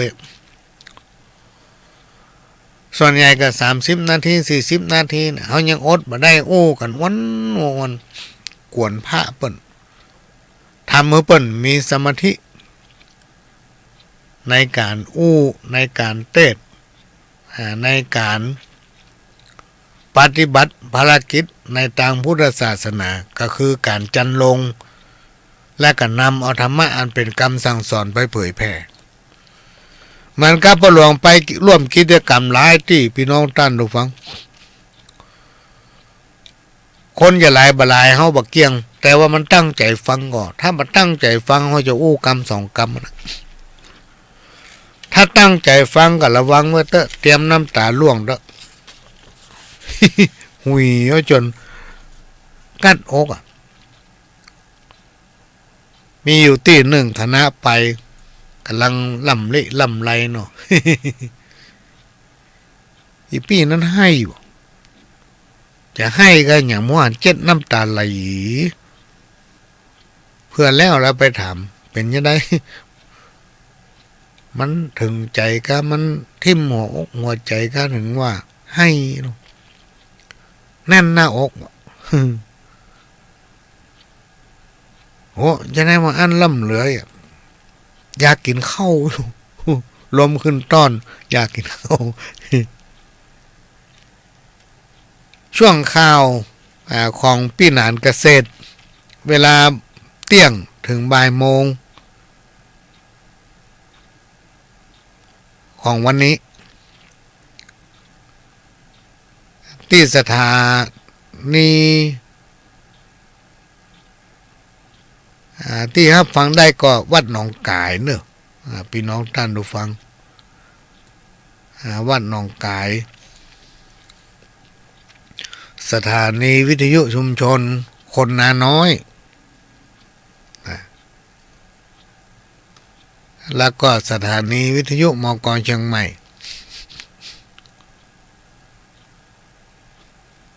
ลิงก์เวลานี้ล่าสำหรับรายการของสถานีวิทยุของวัดฝ่ายหินป้าหลวงก็มาจัดรายการพิเศษไปจนถึงบ่าย2 โมงไปจนถึงบ่าย2 โมงก็จะอยู่เป็นกู้เป็นกิมป้าอุ้ยแม่ป้าป้าน้อยป้านานทั้งหลายก็เดี๋ยวถ้าจะมงจุไทยก็จะมาจ้อยให้ฟัง ภาคนี้ซุ่มเสียงมาค่อยดีพี่น้องท่านดูฟังหมอเพิ่นบอกรักษาคอไว้พ่องนี่ลูก รักษาหลอดคอไว้ เพราะมันจะย่างเข้าสู่หน้าหนาวภารกิจที่เป็นกิจที่ต้องไปบริการพี่น้องประชาชนตอนนี้ถ้าเป็นต่างไกลต่างจังหวัดมันใจเวลาในการเดินทางป้าหลวงก็ต้องขออนุญาตถ้ามันใจเวลามันนักทำใกล้ทำเฮมนี่ก็จะไปแต่ถ้ามันเป็นภารกิจในหน้าที่ที่ต้องปฏิบัติเนี่ยมันจำเป็นต้องหยุดพี่น้องท่านฟังต้องทำภารกิจเพราะว่าชีวิตมีความสัมพันธ์กับหน้าที่ก็เหลือเวลาทำมากี่ปีก็จะเกษียณละ ทีแรกตั้งใจว่าถ้าเกษียณแล้วจะไปบวชไกลๆเนาะ มายุ่งอย่างกับต่างโลกเมาหัว แต่ถึงวันนี้จำเป็นต้องอยู่จำเป็นต้องสู้จำเป็นต้องเนี่ยจำเป็นต้องไปจำเป็นต้องทำพอเอาเกิดมาเป็นคนน่ะพี่น้องท่านผู้ฟังต้องทำแม้นว่าจะฟันฝ่าอุปสรรคก็ต้องต่อสู้กับวิถีของชีวิตใหญ่ๆมันเอาไปคนเลือกมาเอาอาสาเข้ามาฮับใจเปิ้นการเป็นผู้นำการเป็นแกนนำของหมู่บ้านที่เขาอาสาเข้ามาเวลาจะเลือกตั้งทีเนี่ยเขาแข่งกันหูรับตับไม่ บางที่บางแห่งพอจะฆ่าจะฟันกันนะพีดกันเป็นปีๆพอเป็นเลือกเขาเข้ามาแล้วมาเป็นเจ้าเป็นนายอย่างเงี้ย กำนันก็จาดหน้าบอกว่าไม่ได้เป็นทำไม เพราะนั้นไผก็จ้างที่อาสาเข้ามาเป็นผู้รับใจเปิ้นเมื่อเปิ้นเลือกตัวเข้าไปแล้วก็ต้องรับใจเปิ้นตามที่เฮาอู้ไว้ตอนที่หาเสียงว่ากล้านำกล้าคิดกล้าท กล้าตัดสินใจกล้านำพี่น้องประชาชนบกองเพิ่นเลือกไปแล้วแต่งตัวเท่วะ ไปกับบ้านศพเนี่ย ไปบ้านศพบอกว่านะไปรอไปเหี้ยวนี่ เพลงวิทูลว่าหรอกพี่น้องท่านฟังเพลงกำเมืองเขาเนี่ยดูเหมือนแม่จันสมตอนที่เพิ่นมีชีวิตอยู่เพิ่นอัดไว้อะเอามาว่ามันมีแล้วอีลูกผ้ามันมีแล้วอ่ะมันได้วางละแขกผู้รักผู้ใหญ่อีลูกมีคนเอิ้นถามโหมันเป็นจะได้เนี่ยก็ไม่เป็นจะได้เขาเอามาคนเดียวกันน่ะคนผืนสองผืนน่ะ แขกเริ่มได้วางคนนี่วางเอามาคนเดียวเอามาไผ่เอามามันเนี่ย เพราะฉะนั้นในโอกาสที่เราอาสาเข้ามาจะรับใจพี่น้องประชาชนเราก็ต้องรับใจเปิ่นแต่สมกับกรรมที่เราอู้การเป็นผู้นำหรือว่าเป็นกลุ่มแกนนำถ้าจะเป็นเอาเท่จะเป็นเอาบารมีจะเป็นฮื้อเปิ่นอวดมันยากการทำงานบัดถ้าเป็นเปิ่นแจ้งหัว อายุมันยืนการเป็นผู้นำจะต้องมีความเสียสละทุกเมื่อไม่ใช่ว่ากินข้าวแล้งแล้วปิดโทรศัพท์ลับต้องเปิด24 ชั่วโมงพี่น้องชาวบ้านก็จะต้องขอเปิ่งป้าอาศัยตลอด24 ชั่วโมงพ่อเฮาอาสาเข้าไปลูกเหมือนนายปลัดจังหวัดคนปัจจุบันเนี่ยนายประจวบกันทิยะว่าถ้าเขาทำมาได้จะไปเป็น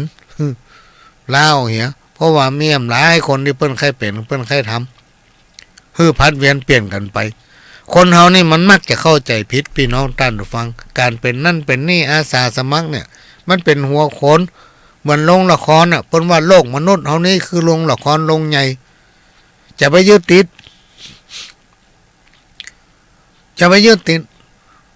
อันอย่างทุกสิ่งทุกอย่างมันใจจีหลัง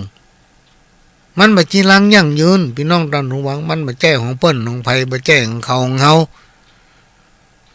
ที่เอาทำกันไปเนี่ยพิษกันหน้าดำหน้าแดงเนี่ยมันแจ้งเขาสักคนอะ ไม่แจ้งใครสักคน เพราะฉะนั้นจะไปพิษกันเนี่ยอย่าง ถ้าพิษกันแล้วมันพอหน้ากันมาหมดจะไปเอาที่ทิมาใส่กันคือเอาเหตุเอาผลสิ่งไหนที่มันเป็นประโยชน์ต่อสังคมชุมชนสิ่งใดที่มันจะทำให้พี่น้องประชาชนมีความสุขก็ช่วยกันทำสิ่งไหนที่มาหูถามคนที่เปิ้นหูสิ่งไหนที่ทำมาได้ก็มันอู้มันจากันคือมีความเข้าใจซึ่งกันและกันแต่ว่าในสังคมชุมชนไหนก็จ้างเด้อพี่น้องท่านผู้ฟังมันถึงมีคนที่มายอมเข้าใจเปิ้นนี่นะมันถึงมี ดึงมีเปิ้นว่าอย่างมันว่าอย่างเวลาเปิ้นไปประชุมมันมาไปอยู่ตั้งนอกเดือดเนี่ยหาว่านะหันกอ เปิ้นไปประชุมไปเปิ้นย่าหยังมันก็มันเนี่ยมันต้องมีในสังคมชุมชนคนที่เปิ้นมีความรู้มีสติปัญญาเปิ้นฟังแล้วเปิ้นเอาไปพิจารณาว่าสิ่งไหนที่ควรเชื่อสิ่งไหนที่บ่ควรเชื่ออันนี้เป็นเรื่องที่นำมาฝากในรายการพิเศษเนี่ยพี่น้องท่านผู้ฟังวันนี้นะก็มีโอกาสได้มาพบปะพี่น้องในรายการพิเศษวันนี้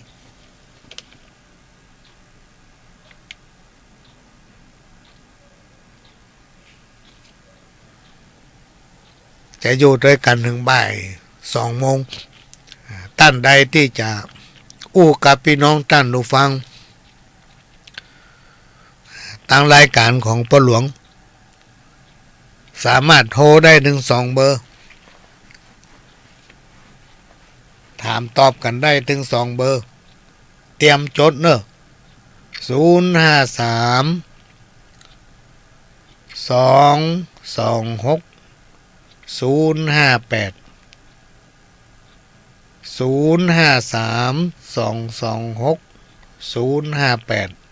ะก็053-810-406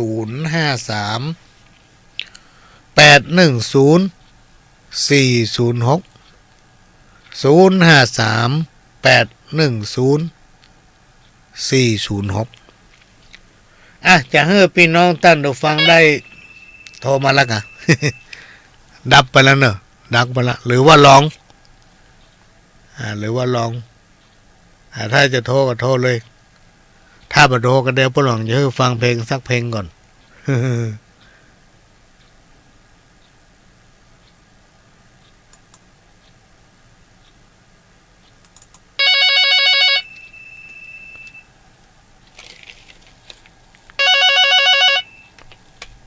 สวัสดีครับ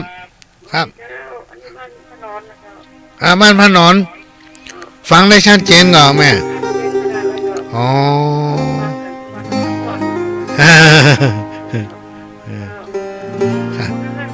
ครับผม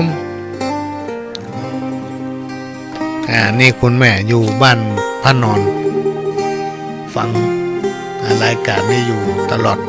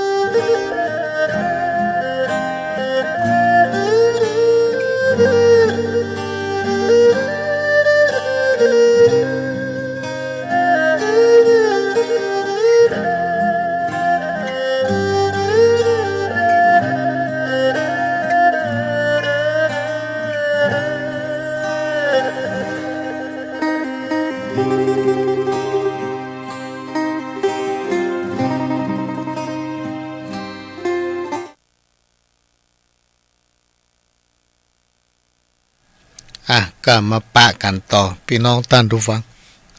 อันเพลงเนี่ยไผจะไปขอญะหยังเนี่ยคนเฮามันตั้งจิตตั้งใจพี่น้องท่านทุกฟังความคิดสติปัญญา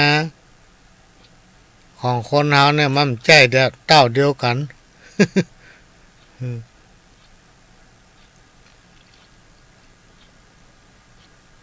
จะฟังเมื่อใดก็ได้ฟัง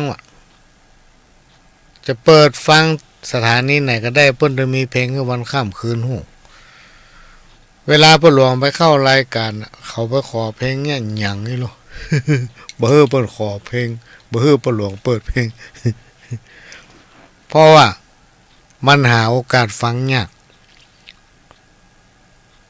รายการของพ่อหลวงนี่เป็นรายการของเจ้าบ้านพี่น้องท่านผู้ฟังเป็นตัวแทนของเจ้าบ้าน ที่นำเอาปัญหาของเจ้าบ้านจากประสบการณ์ชีวิตที่ตัวเองปฏิบัติมาอู้เล่าสู่กันฟัง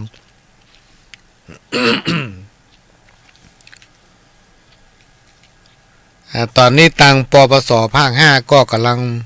เตรียมทำข้าวยาเสพติดอันยำเนี่ยจะมาเจิญเขาไปทดลองมาได้ก่อมว่างสักเตื้อแล้วมันได้ไป มันได้ไปบางทีถ้าเป็นข้าวเนี่ยนะพี่น้องท่านผู้ฟังถ้าเขาตั้งใจฟังมันถึงจะรู้เรื่องถ้ามาตั้งใจฟังพี่น้องท่านผู้ฟังมันฟังบ่รู้เรื่องยิ่งละอ่อนซ้ำให้เขาฟังบ่รู้เรื่อง เขาฟังบ่รู้เรื่อง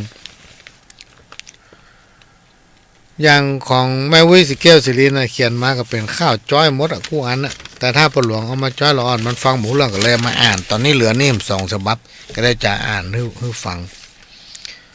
อย่างยาเสพติดเนี่ยเฮาก็ทำนองไปหน่อยหนึ่งอันยาเสพติดมีพิษเหลือหลายมันล้างทำลายถึงมาเลือกหน้า เปิ้นกาไปขยายต่อแต่มันมีไผว่านะ มันมีไผว่าลาปหลวงกับพระกิจนักเหงานกันนักแหมลำได้อยู่ได้ยัง ถ้ามีเวลาก็มานั่งอู้กันก็มีคณะนักศึกษาอยู่กลุ่มหนึ่งพี่น้องท่านผู้ฟังโอ้ขอปะได้เป็นเดือนๆกำได้ปะ ได้ปะและการเมื่อค่ำนี้จะมีประชุมที่ศูนย์เรียนรู้ชุมชนบ้านตาหลวงที่ควายก็จะมีโอกาสได้ปะคณะนักศึกษาพยาบาลซึ่งจะขอข้อมูลจากต่างนักศึกษาก็จะขอข้อมูลจากเขาก็แลกเปลี่ยนกัน ก็เลยเกิดเป็นกิจกรรมแลกเปลี่ยนเรียนรู้มาว่ากันถึงพระคุณพ่อของคุณแม่วิสีแก้วศิรินอันนี้เป็นกำจ้อยแต่กิ้งอ่านไปแล้วนะ แม่โนในหัวใจวูลุกป่อจักยอมตุกเปื้อลูกบุตรตีเฮือเจ้าลูกลักได้อยู่สุขขี่เงินทองบ่มีป่อหามาฮือ เสียงต่ำไปเนาะไอ้แม่ว่าโอ้ปหลวงมาตั้งเสียงต่ำลำไปโล ไอ้แม่ยิ้มปหลวงเย้มาหู้ มันโนในหัวใจวูลุกป่อจักยอมตุกเพื่อลูกบุตรีเจ้าลูกลักได้อยู่สุขขี่เงินทองบ่มีป่อหามาฮือป่อขออย่างเดียวลูกจะไปดื้ออย่าเป็นนักเลงเก่งร้ายพ่อแม่สอนอย่างจำเอาไว้ชีวิตจะได้ตีค่ากลัวอนาคตลูกมีปัญหาพงข่าวกันสาสุลาน้ำเหล้าอย่าไปสนใจมันเนอลูกเต้าชีวิตของเฮากานัก อย่าไปมั่วสุมเสพทุนจู้ลักมันจะฮ้อนไม่ปลายลุนเมื่อมีเงินนักมีแต่เปื้อนฝูงตุกไหลปลายลุนไผบ่พอนาตำนี้ตีเตียนเข้าคิงเข้าดินฝุ่นยาเหยียบย่ำเหยียดหยามนินทาว่าซ้ำตึงบ่มีไผจักมาช่วยกำ เขาหนีเบื่อหน้าไปเลย ฟังกำปอตะคนดีปอเฮ้ยกันไข้สะเบยฟังเนอลูกเต้าทรัพย์อยู่ในดินสินอยู่ในหญ้าป่าอยู่ในวังแม่น้ำ ถ้าเฮาขยันบ่เกียจบ่ค้านตึงบ่ตายกันเนิ่นนายจิตใจแม่นะดิ้นรนคงควายอดสาทำไปเตื้อเล็กเตื้อน้อยความไร้เดียงสาพัญญาก็น้อยประสบการณ์มีบ่นักในยุคทุกโขโศกาพิพัฒน์หลอกแมงเมาเข้าจมไฟสิ่งยั่วยุมีมากลวงหลายอย่าลงงมงายเน้อนายลูกลาอันนี้ก็เป็นกำห้ำที่ว่าพ่อสอนลูก อันเนี้ยพี่น้องท่านผู้ฟังเปิ้นบอกว่าสมัยสังคมบัดเดี๋ยวถึงวันเนี้ยมันเป็นสังคมที่ว่าหลอกแมงเม่าเข้าจมไฟบ่ หลอกแมงเม่าเข้าจมไฟก็คือเข้าไปพอไฟ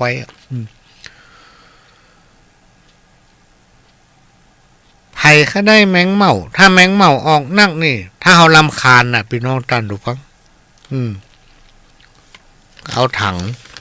กะละมังถังเปนี่ใส่น้ำถ้าบัดตามเตียนตามกรมสมัยตะก่อนเพิ่นตามกรมตามไฟ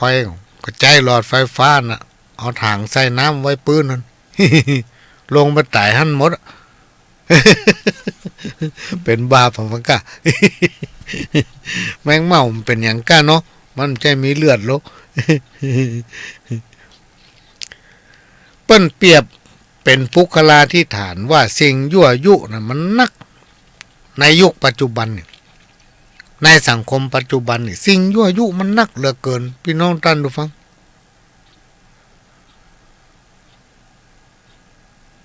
จุกันไปกับจุกันมาอันนี้นักแต่ถ้าไปขายคนขี้จุไปพอร้านคาราโอเกะ ฝ่ายแม่หญิงก็ว่ามีแฟน ฝ่ายผู้ชายกันไปเอวทำคาราโอเกะก็บอกว่ามีเมีย มีถ้ามีก็มาแล้วมีหนึ่งมาแอมทำสองอีโลขี้เงือน้ำน้องซ้อนสองมันอย่างลมอีโลจุละอ่อน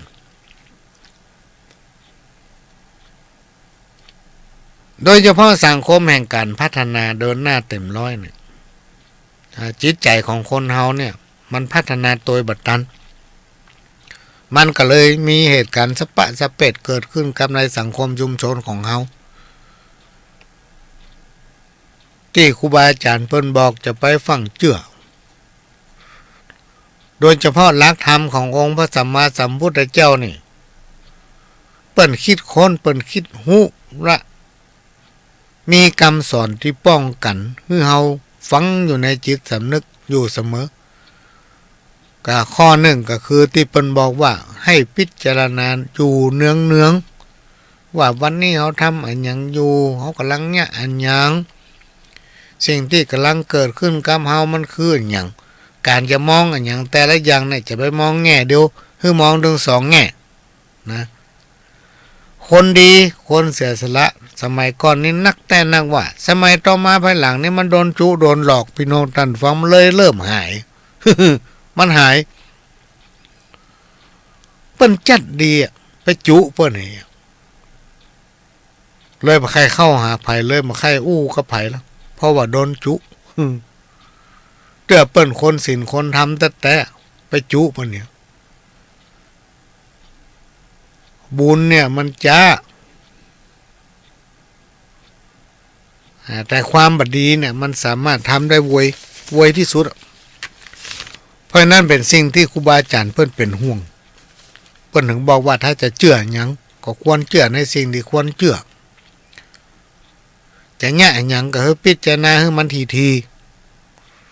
สิ่งไหนที่เฮามั่นใจสิ่งไหนที่มันใจสบประการสิ่งไหนที่เฮาท่องถามเพิ่นแล้วทั้งใต้ทั้งเหนือเพิ่นว่ามันบ่เข้าท่าก็จะไปใกล้มัน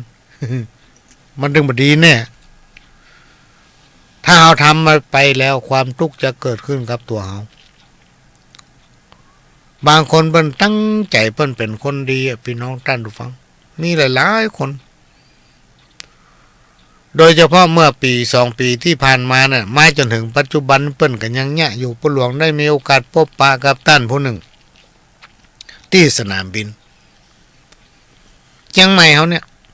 แล้วเฮาเคยหันที่กรุงเทพพอมีโอกาสได้พบปะก็เลยถามว่าโหมาหยังเพ่เปิ้นก็รอเอาของเขายืนเหมือนกู้กันแป๊บหนึ่งก็ปรากฏว่าของที่เปิ้นรอนั่นน่ะพี่น้องท่านผู้ฟังมีตัวดูด มีที่คัดโถห้องน้ำอ่างซิ่งล้างหน้าอย่างเงี้ยมีน้ำยาล้างจานน้ำยากาหัวเป็ด น้ำยาล้างห้องน้ำมีน้ำยาล้างจานมีผงซักผ้ามีถังมาตุยเฮาก็แปลกใจครั้งแรกบ่เคยหันนะ ว่าโห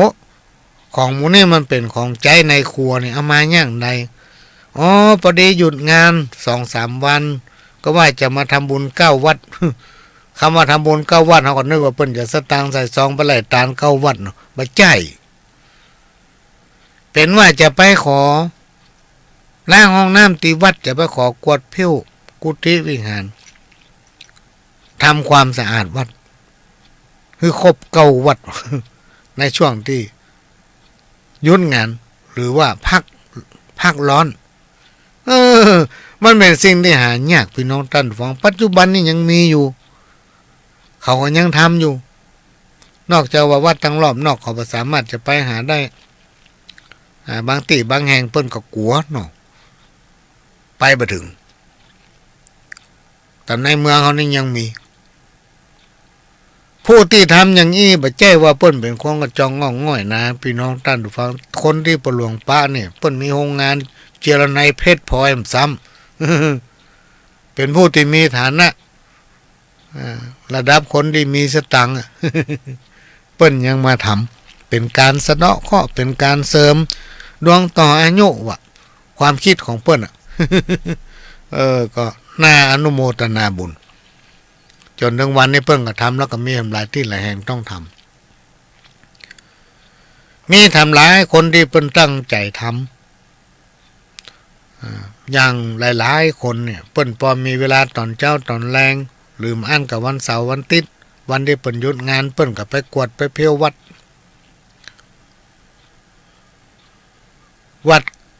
ก็คือที่อบรม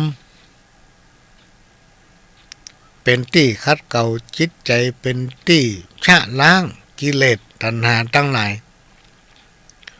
มาให้บดีไผ่ไปเจ้ไปอยู่วัดได้โลพี่น้องท่านผู้ฟังมีไผ่พ่องที่จะอาสาไปอยู่วัด บัดหาเมินขอไปอยู่สักเดือนพอละ มันต้องมาบ้านต้องมาแยกการอย่างปฏิบัติศีลภาวนาถ้าจะโกนหัวนุ่งผ้าเหลืองตัวก็ได้จะเป็นเจ้าภาพเพื่อ แต่ต้องพัฒนาต้องทำงาน ต้องศึกษาพระธรรมวินัยบ่ใช่ไปอยู่กินแล้วรับละกินถ้าเป็นอย่างนั้นในสมัยก่อนนี่ครูบาอาจารย์เพิ่นด่าหัว เพิ่นด่าแบบผู้ดีโอ้ถ้ามาบวชอย่างนี้บวชโกนหัวเอาเจ็บ มาเกิดพระอานิสงส์อย่างสักอย่างตดใส่พระเหลืองก็ได้บาปมาให้บดีไปเจ้ได้บวชมาให้บดีไปเจ้อยู่ได้นะพี่น้องท่านฟังถ้าคนมีบุญแท้ๆเนี่ยโยมเจ้ได้นะการก็มีเปลือกขี้เต๋อกับครูบาอาจารย์บางคนในประหลวงมีเพื่อนอยู่คนหนึ่งมันตายไปละ อยู่ทางตอนล่างเคยเป็นพระน้อยโอ้สูตรอภิธรรมไปที่ไหนเปิ้นก็อวด เปิ้นฮ้องว่าสูตร7 กำปีต่อมาก็ได้พลิกแพลงตัวเองเป็นพระนักเต้นสูตรไปตัวก็เต้นไปตัวเป็นที่นิยมชมชอบตะบะแตกพี่น้องตั้นดูฟังตะบะแตกซึกขาลาเพศไปแต่งงานซึกขาลาเพศไปแต่งงานประลองไปประลองมีโอกาสได้ไปอยู่ที่คลองด่านสมุทรปราการโอ้ไปโอ้มาหาซึกละซึกมาเหมือนมีลูก2 คนแล้วเนี่ยการอันใดก็มาไว้3 วันดี4 วันให้เพราะสุขภาพของตัวเก่ามันใจแข็งแรงความต้านทานและระบบงานที่กรุงเทพนี่พี่น้องท่านผู้ฟังนี่อู้เรื่องกรุงเทพหน่อย โอ้เรื่องพี่นานที่เป็นเพื่อนเดียวกันนี่ระบบงานที่กรุงเทพกับจังหวัดเชียงใหม่เฮาเนี่ยมันเหมือนกันระบบงานของเปิ้นบ่ใช่ยะอย่างคนทางบ้านเฮาถ้าเอาเป็นคนเชียงใหม่บ่ใช่ดูถูกคนบ้านเดียวกันไปซ่อนแยกกันที่กรุงเทพนะถ้าบอกว่าเฮามาจากเชียงใหม่นี่เปิ้นซอยหัวบ่เอา เพราะคนเชียงใหม่เฮามีความอดความขยันก็น้อยถ้ามาจากภาคอีสานนี่โอ้ฮับทันที แบบนี้มาหาต้านนี่ซึกออกไปมีครอบครัวละมีลูก2 คน 3 วันดี4 วันให้ได้มาก็บ่กุ้มใจก็มาโป่งตกคนในครอบครัวก็ทำใจละกันอีล่ำเหลือปิกไปอยู่วัดเลย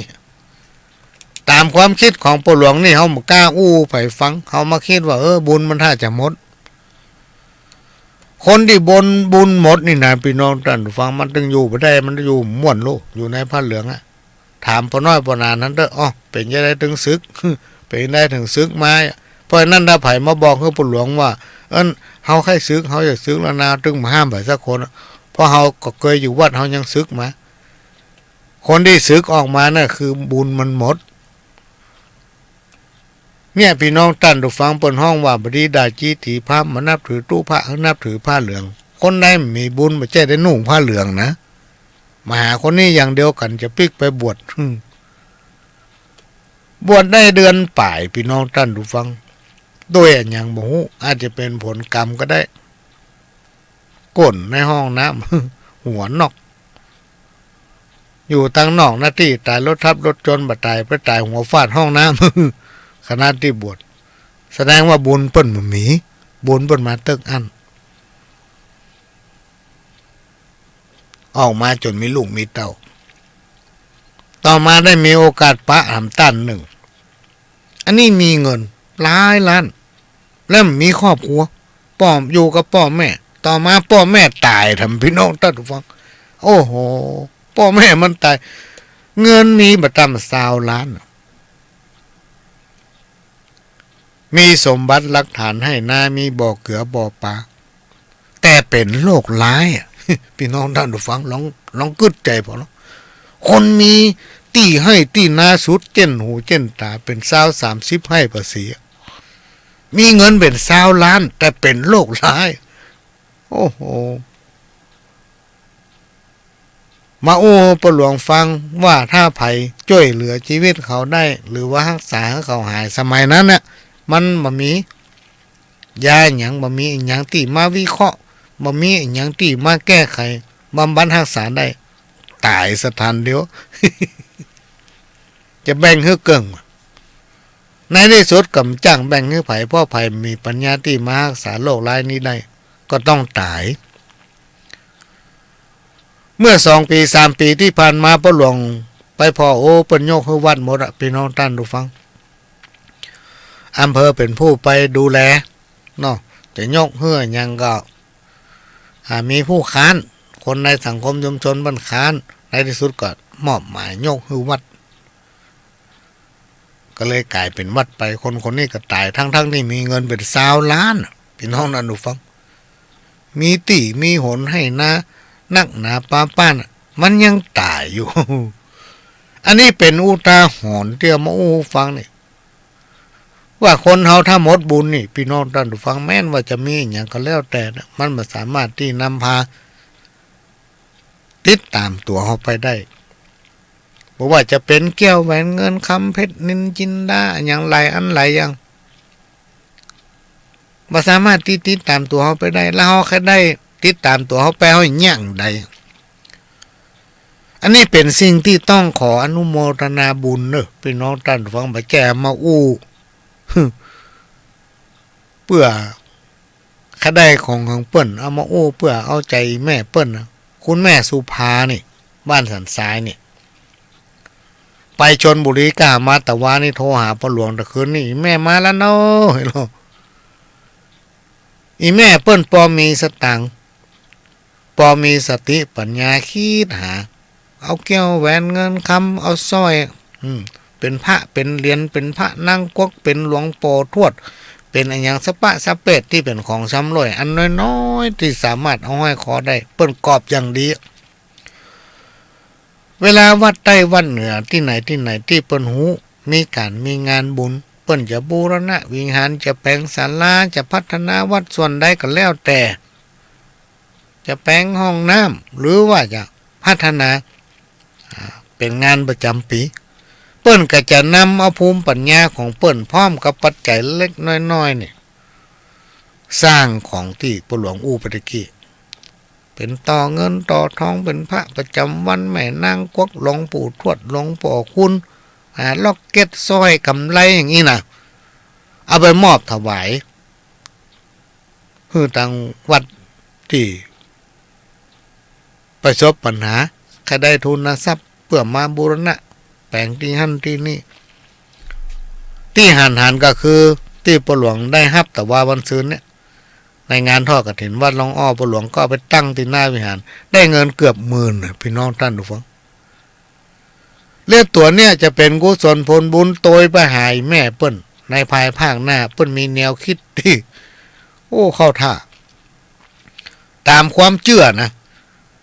แล้วเดี๋ยวบางคนอย่ามาถามพ่อหลวงฮู้ได้ยังไงว่ามันจะโตยไปในชาติหน้าพบหน้าล่ะ ความเชื่อของเฮาอ่ะมีอย่างนั้นแล้วพ่อหลวงก็ยังมีความเชื่อว่าของที่เฮาตานเนี่ยแต่ก่อนนี้พ่อหลวงจ้างอู้เล่นเขาหรอกคนที่เขาเคยเล่นกันนี่นะแต่คือเฮาฝานอีป้ออุ้ยป้อของสูนะป้อของคนที่เฮาอู้เปิ้นสั่งมาขยากกินลาบกันน้ำพริกแดงน้ำพริกบกกอกพี่น้องท่านฟังเคยกินก่อนน้ำพริกบกกอกจิ้นนึ่งว่ะเฮาว่าเล่นเขา คนที่หู้จักกันเขาก็เอาไปตานเฮาก็ได้กิน จูเพิ่นแต่ว่าในจิตสำนึกลึกๆของพ่อหลวงเนี่ยพี่น้องท่านดูฟังสมมติว่าเฮาตานแกงฮังเลตานแกงอ้อมตานแกงแค่ตานยำจิ้นไก่มันบ่ใช่ลอยไปเป็นยำจิ้นไก่โลดพี่น้องท่านดูฟังประการสำคัญที่ครูบาอาจารย์เปิ้นบอกนี่การทำบุญฮื้อตานนี่เฮาจะต้องมีสมาธิจะต้องทำด้วยจิตใจลูกพี่น้องท่านผู้ฟังจะต้องมีความตั้งมั่นแล้วก็ตั้งใจทำถ้าตานอย่างเดียวโดยเฮาบอกกวนน้ำผลบุญก็บ่สามารถที่ไปไหนได้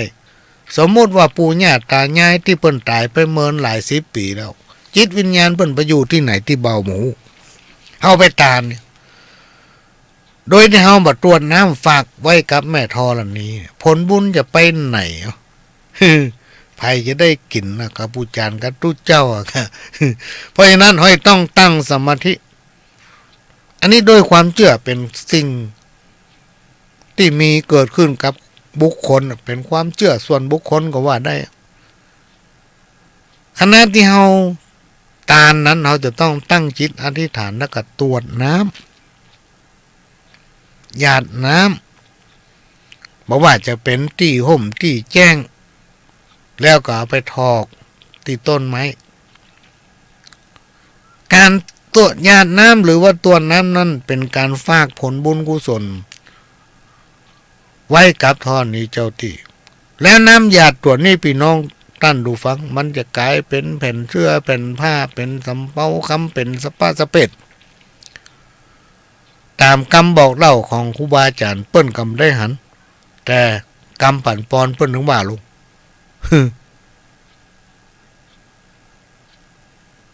สิ่งเหล่านี้เป็นพระปัจจัยที่ไปกำจุนผู้ที่ตายได้สำเร็จได้ยกได้ย้ายออกจากที่ให้ค่ายไปสู่ที่ดีอย่างที่เขาเอามาแปะเอามาแปะขยายความวันปล่อยผีวันเป็นตานขันเข้าโดยเฉพาะตังเหนือเขาเนี่ยจะยืดถือวันเดือน12เป็งเนาะวันเข้าว่าสาออกว่าสาเดือนชี้ปีใหม่เดือนยี่เดือน4เป็งถ้าไผจะทำบุญไปเหี่ยวที่ไหนเพิ่นทำบุญไปเหี่ยวผีตายครูบาอินตาคันทโกนี่นะเพิ่นจะยืดถือว่าถ้าไผทำบุญไปเหี่ยวนะเดือนอื่นบัดถ้าเนี้ยของเนี้ยเดือน5ดับเลยเนาะ โอ้แต่ก่อนนี่มีปัญหานะพี่น้องท่านผู้ฟังมีปัญหาจะได้มีปัญหาว่าเป็นจะได้หลวงพ่อตู้ลุงถึงมาบอกถ้าไผจะทำไปเหี่ยวพัฒนานั่นนี่สู่เนี้ยวันเดือน5ดับ โอ้มันไปเกี่ยวอย่างกับวันเดือน5ดับเนาะเกิดเฮาได้อยู่แล้วคนนั้นคนนี้มีความพร้อมเนาะแล้วตุลุงเพิ่นไปบอกอย่างนั้นแต่คนสมัยก่อนนั้นเพิ่นเชื่อครูบาอาจารย์สิ่งเลวร้ายทั้งหลายมันอย่าหายวะพี่น้องท่านผู้ฟังอุบาทกลางบนสัญญาจันไรอุบาททั้งหลายที่มาตกข้องข้างอยู่ยังบ้านยังจองตกข้องข้างอยู่กับตัวเฮารวมไปถึงลูกเต้าเหล่าหลานบางทีสัญญาจันไรตามที่ครูบาอาจารย์เพิ่นบอกนี่ควรของหัวหน้าครอบครัวแหงเนี่ยแต่ลูกหลานคนใดคนหนึ่งมันอ่อนเกณฑ์มันต่ำเสนียดจันไรและอุบาทนี่มันจะไปตกที่คนนั้นนะสังเกตหันคนสมัยก่อนเพิ่นจะจมหรอโอ้มันไปเนี่ยบัดนี้สั่งสอนอันยังก็มาฟังเนี่ยไปทางไหนก็ไปบัดนี้อยู่ไหนก็เสียหันเนี่ยผี5ผี6ยังไม่เนี่ยมันเนี่ยลูกมันหมูขี้มีดังอย่างเมื่อยสัญโยสัญญงให้คือหูมันค่ำคนสมัยก่อนเพิ่นเชื่อก็เลยมีความเชื่อว่าในช่วงวันสำคัญในทางพุทธศาสนาบอกว่าจะเป็นวันเข้าพรรษาออกพรรษาเดือนจีปีใหม่เดือนยี่โดยเฉพาะเดือน12เป็งนี่เป็นวันที่เพิ่นปล่อยญาติว่าไผก็จ้างที่ตายเก้านอกเมินจิตวิญญาณบ่ได้ไปพุทธไปเกิดเวียนวนอยู่ในวัฏสงสารระหว่างโลกมนุษย์กับเมืองผีเปิ้นจะปล่อยมาหาลูกหาหลานมาหาญาติมิตรพี่น้องแต่ปรากฏมีคำบอกเล่าคณะที่เปิ้นปล่อยให้จิตวิญญาณทั้งหลายมาพอบ้านพอจองบ้านจองตัวเก่าได้รับการพัฒนาจากลูกเต้าเหล่าหลานจนจำแทบบ่ได้บรรดาลูกเต้าเหล่าหลานก็เมาทำมาหากินบ่มีโอกาสจะเข้าวัดเข้าวาทำบุญหาอีป่อยแม่ปู่ย่าตายายเปิ้นมาเปิ้นก็บ่ได้กินอย่างปากมองต้องเศร้าเลยกลายเป็นผีจรจัดว่ะนี่ครูบาอาจารย์เปิ้นอู้นะพี่น้องท่านผู้ฟังศิษย์ต่างครูอาจารย์ต่างวัดความคิดของคนเฮานี่ย่อมจะแตกต่างกันไปอยู่ที่เหตุผลเมื่อมันผีเป็นผีจรจัดมันจะอยู่ที่ไหนพี่น้องท่านผู้ฟังตรงหน้าก็ไม่ค่อยมีแล้วอ่ะสมัยแต่ก่อนมันมีหอเจ้าที่กลางต้งลูกมีห้างต้งห้างนาลูกประเดี๋ยวนี้มันมีไหนกลายเป็นบ้านจัดสรรไปแห่หมดล่ะโดยเฉพาะในเขตเมืองเขาเนี่ยลองไปเสาะหาลูกแล้วเปิ้นจะไปอยู่ที่ไหนการนักการแรงเนี่ยร้านก๋วยเตี๋ยวแถวๆเนี่ยผีบ้านผีเฮือนไปอยู่เต็มมันน่ะพอมันอยู่บ้านอยู่เฮือนมันได้กินอย่างมันหนีไปอยู่หั่นปู่ย่าตายายที่เป็นบรรพบุรุษเปิ้นตายไปเมินแล้วมันได้ไปพูดไปเกิดเพราะเปิ้นต้องชดใช้กรรมจ่ายมพิบาลก็ฮือปิ๊กมาเมื่อได้ลาบกินลาบต้านจากลูกเต้าเหล่าหลานเปิ้นต้านขันเข้าฮือเปิ้นก็ไปเผื่อผายคนนั้นคนนี้หรือว่าเอาไปแบ่งให้จ่ายมพิบาลพ่องกับหัวเฮาไม่ได้หันเนาะ บางคนบางจิตวิญญาณครูบาอาจารย์เปิ้นบอกเปิ้นอู้ฟังนะโอ้ฟังแล้วก็ขนคิงลุกพี่น้องท่านผู้ฟังเปิ้นปล่อยให้มาแล้วมีไผต้านอย่างฮือบ่กล้าปิกอายฮือเปิ้น กว่ายมบ้านกว่าในยมมาโลกด่าหัวว่ะสิ่งนี้ลับที่เขามองมาหันเนาะบ่กล้าปิกแอบลบๆซับซ้อนอยู่ตำหลังวัดหลังว่าอยู่ตำบ้านตำจองตำก็ไม่เส้นหญ้าว่ะเมินไปบ่ได้กินอย่างไรแห้งเลยกลายเป็นผีจรจัด เป็นสัมภเวจีตักกินกับคนนั้นคนนี้ อันนี้เป็นเรื่องจริงที่เกิดขึ้นในความคิดของคนนะพี่น้องท่านผู้ฟังบ่เชื่อกรรมดีลบลูนะเมื่อสันยงไปโรงพยาบาลก็มาหายหมอก็ว่ามันเป็นอย่างเนี้ย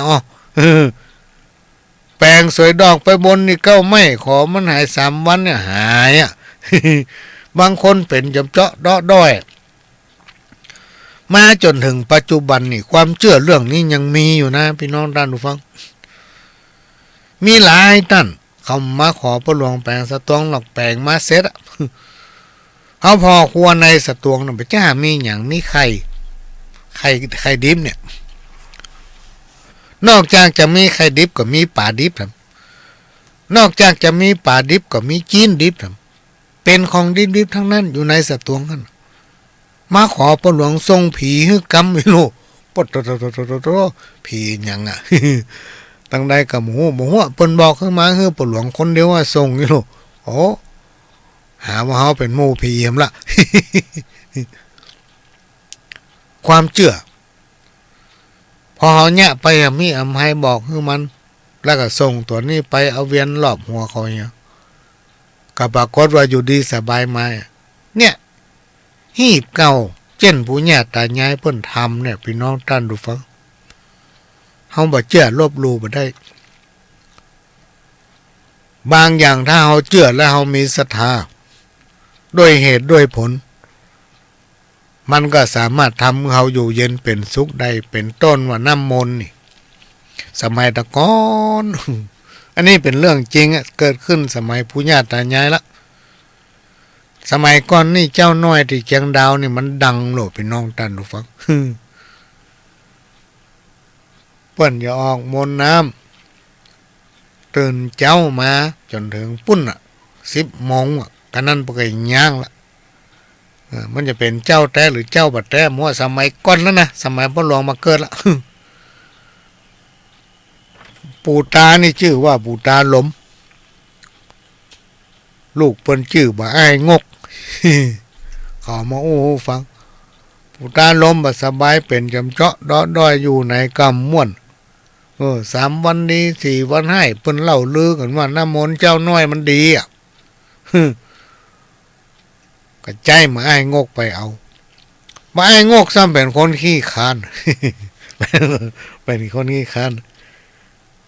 ไปเข้าขี้ข้านไป คนขี้ข้านนี่มันถึงรับดีนะพี่น้องท่านผู้ฟังลองสังเกตว่าถ้าไผขี้ข้านนะรับติ๊ก มันอย่างมาม่วนคือมันแตะกับรับนี่นะลูกขวายมันดังฮักไม้งกอย่างนั้นน่ะไปเข้ามันแค่รับเนาะก็ไปยืนที่อันต้นไม้ใหญ่ข้างหนทางบรรยากาศมันดีกันนอนรับให้หั่น เสียมันล้ำเวลาเติงเขาตอน ล้ำเวลาที่เจ้าน้อยปนมนน้ำอ่ะเจ้าน้อยปนมนน้ำเติก10 โมงอะโลกหมายงกไปมาเจ้ามืดละเผลอนอนรับอย่าถึงเตี้ยงตื่นเอาเนี่ยใดก็ไปตักน้ำที่ห้วยฮะพี่น้องท่านฟังเอาใส่น้ำบอก เอาปิกไปบ้านเอาไปให้ปู่ตาลมบอกปู่ตาลมว่าเป็นน้ำมนต์เจ้าน้อยพุทธาลมอธิษฐานกิน1 วันละอยู่ดีสบายน้อมเดียวมันอยู่ที่ใจพี่น้องท่านผู้ฟังถ้าเรามีความเชื่อมีความเลื่อมใสเป็นกำลังใจอย่างหนึ่งแต่ถ้าเราบ่เชื่อแม้นจะแย่อย่างก็บ่สำเร็จแย่อย่างก็จ้างมันถึงบ่สำเร็จเพราะเรามีความเชื่อมาเราจะไปต้านขันเข้าหื้อไผทำไปโดยมีความเชื่อทำไปโดยมีความศรัทธาแม้นจะตานนักก็มีพละอานิสงส์น้อยเพราะนั้นกา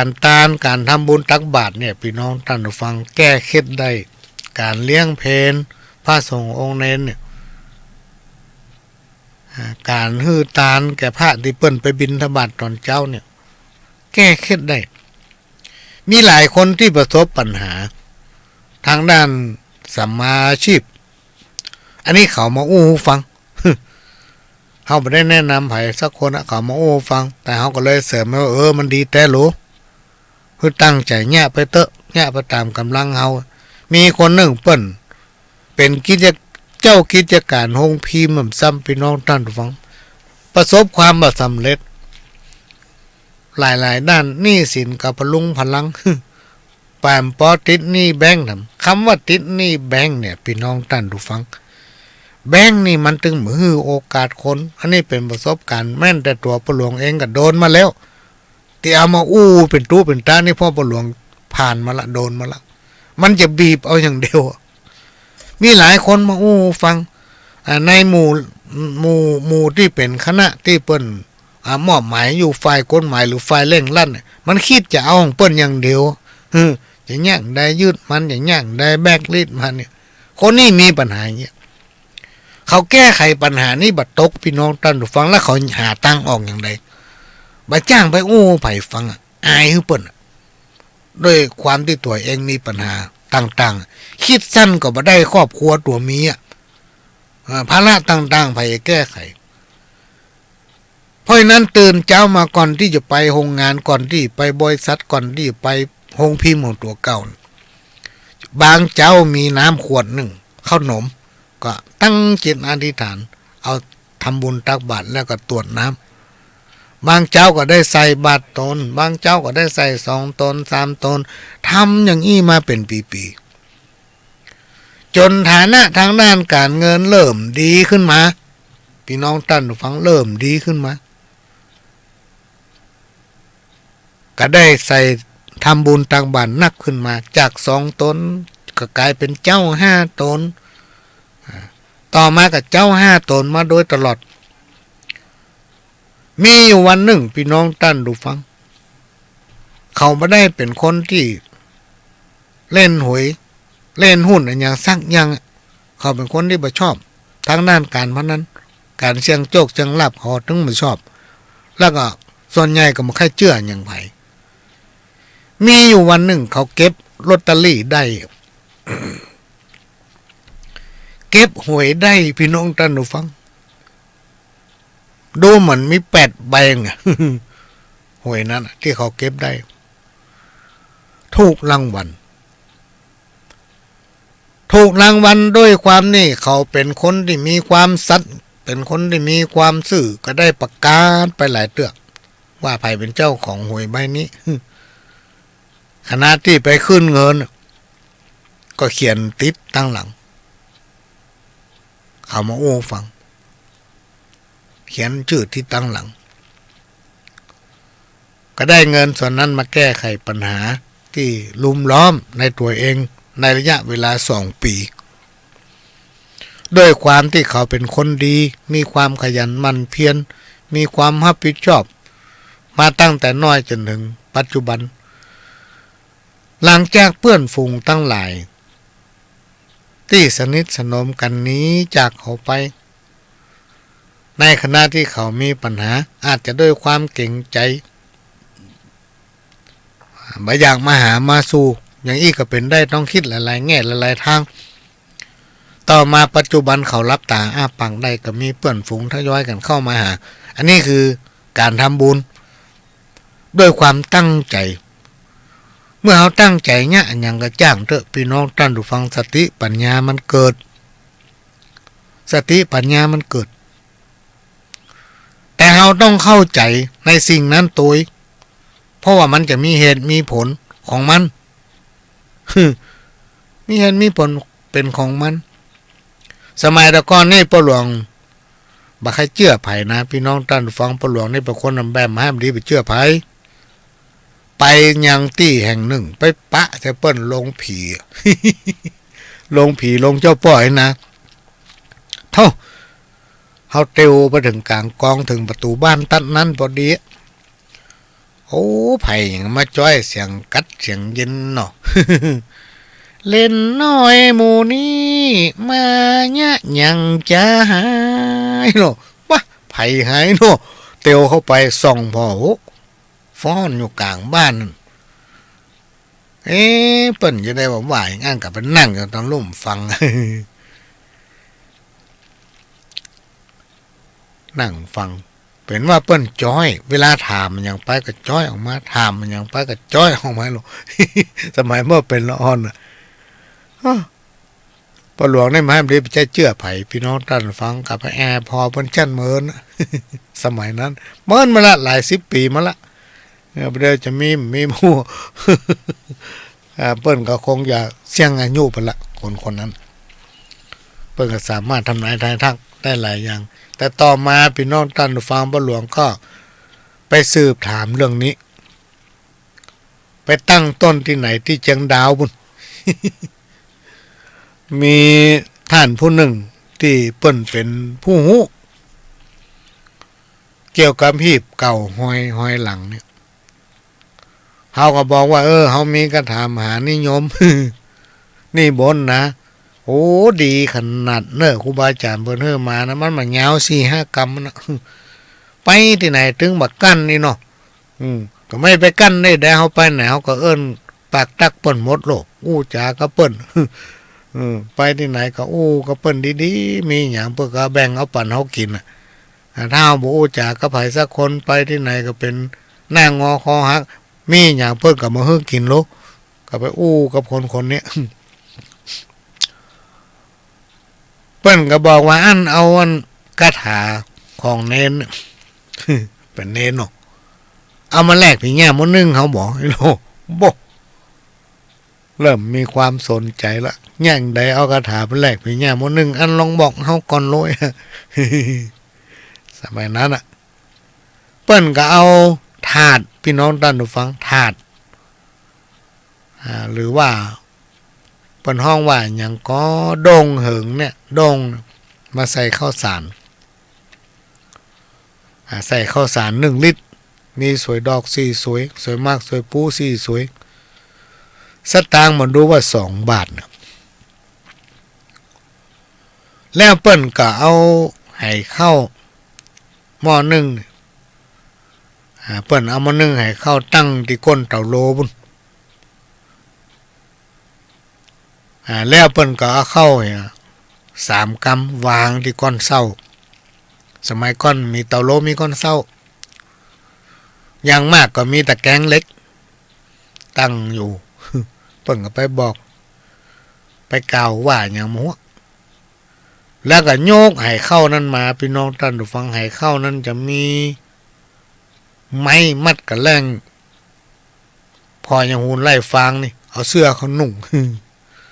แล้วก็เอามายืนโยงจากที่เป็นให้เข้าเบาๆเนี่ยพี่น้องท่านผู้ฟังยืนโยงแล้วนักว่ะ สิ่งมันน่าเชื่อก็มันได้ลบลู่นะมันนักโยกมาใครขึ้น เอามีแต่รุ่นนี้เนาะ เฮาก็ลองยกพอมันนักแต่พี่น้องท่านผู้ฟังก็เลยตกลงแหลก ลูกจากห้านมากับไปเวียงแหงก็ไปอู้ฮือคนเฒ่าคนแก่คนหนึ่งฟังเปิ้นก็บอกโอ้ยป้อมเคยหันเรื่องผีอัน บ่นึกให้เข้านะบ่เคยหันแต่ป้อมมีผีปกก็ลงนี่โลโล หลาย10 ปีแล้วเนอะพี่น้องท่านฟังนี่ก็เป็นประสบการณ์มาอู้เล่าสู่กันฟังเพื่อให้เป็นข้อคิดว่าจะเชื่อหยังก็ควรเชื่อในสิ่งที่เฮาควรเชื่อจะไปเชื่อไปเลย การเอาผีแง่มื้อนึงมาแลกผีปกก็ลงอีป้อไปอีหลอ แล้วผีปกก็ลงมันแย่งใดมันก็เป็นสิ่งที่แปลกพี่น้องท่านผู้ฟังป้องเวคนนั้นเปิ้นเอาก๊อกกระลงบะเป้าหัวคนเนี่ยมาอันหนึ่งต้องกองใหญ่หน่อยสำหรับที่เขาเอาไม่กีบไม่แป้นขึ้นวางปากมันได้เอาวางแง่อย่างวางเพื่อเขาขึ้นไปยองได้โดยเอามือตะ2 ข้างในกระลงบะเป้านั้นประกอบด้วยอย่างสตางค์แดง2 ตัว 12 ตัวก้านทูบ3เทียน3ดอกขาว3ว่ากำมันเข้าใส่แล้วเอาวางลงพัดจน หมุนติ้วๆเป็นสิ่งที่มันบดีเจือก็ดีเจือปนห้องว่าผีปกกระลงสิ่งเหล่านี้ที่โบราณครูบาอาจารย์ป้าอุ้ยแม่อุ้ยเปิ้นอู้ไว้มันมีแต่มันพิสูจน์ได้พี่น้องท่านผู้ฟังมันเป็นเส้นผมบางภูเขา ก็อย่างผู้ตาคนนี้ว่าตะกี้เปิ้นรู้เมื่อเก่งขนาดเตื้อหนึ่งควายหายไปถึงเล่าถึงก่อนะพี่น้องที่เปิ้นอยู่ทางดอยนี่เปิ้นเลี้ยงงัวเลี้ยงควายเปิ้นอย่าเลี้ยงเป็น 4-50 ตัวแล้วเอาปล่อยบนดอยพุ่นได้อาทิตย์2 อาทิตย์ถึงจะไปยื้อไปพอ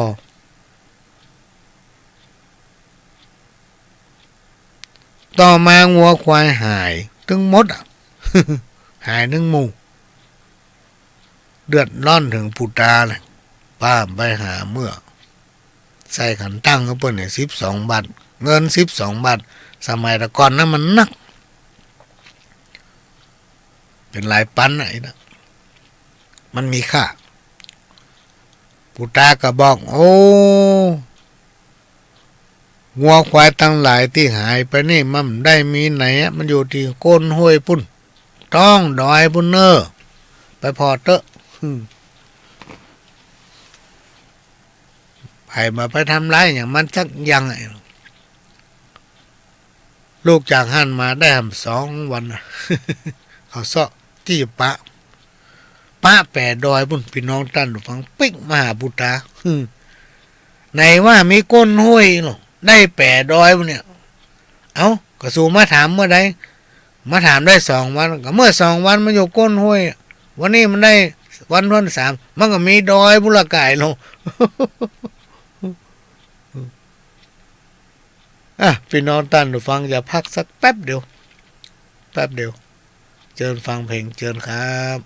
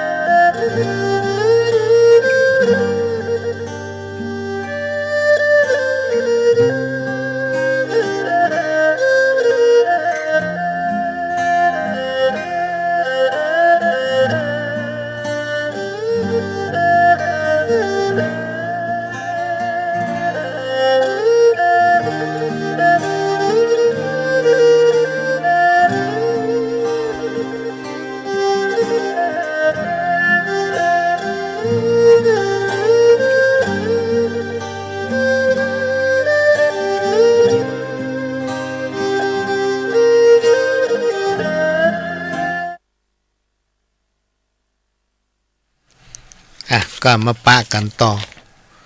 เพราะว่าเวลาในรายการเหลือประมาณเกินชั่วโมงก็เดี๋ยวพาแต่ล่าครูบาอาจารย์จะบอกว่าเวลาประหลวงจัดรายการเนี่ยจะไปเปิดมันเนี่ยหยังเพลงน่ะละคนที่ขอเขาจะขอเนี่ยหยังวะ ก็เอาใจถึง2 ฝ่ายเนาะก็ขอถวายความเคารพพระเถระครูบาอาจารย์ที่ให้กำลังใจติดตามรับฟังรายการของพ่อหลวงอยู่บักเกยขาดก็จะมาอ่านข่าวของแม่เวสีแก้วศิริน อันนี้เปิ้นส่งมาเมื่อวันที่11กันยายน2559ละพี่น้องท่านผู้ฟัง พ่อหลวงกล้ามาอ่านวันนี้ ตัวข้าไทยจักเล่าไขจ๋าคนเราเกิดมาต้องตายภาคหน้าบ่าว่าหญิงใจอยู่ในโลกล่าตุกจนคนโดยก่อนแล้วเราก็จักตายวอดวายกาดแก้วแล้วแต่กรรมสร้างปามาสมัยก่อนนั้นตาย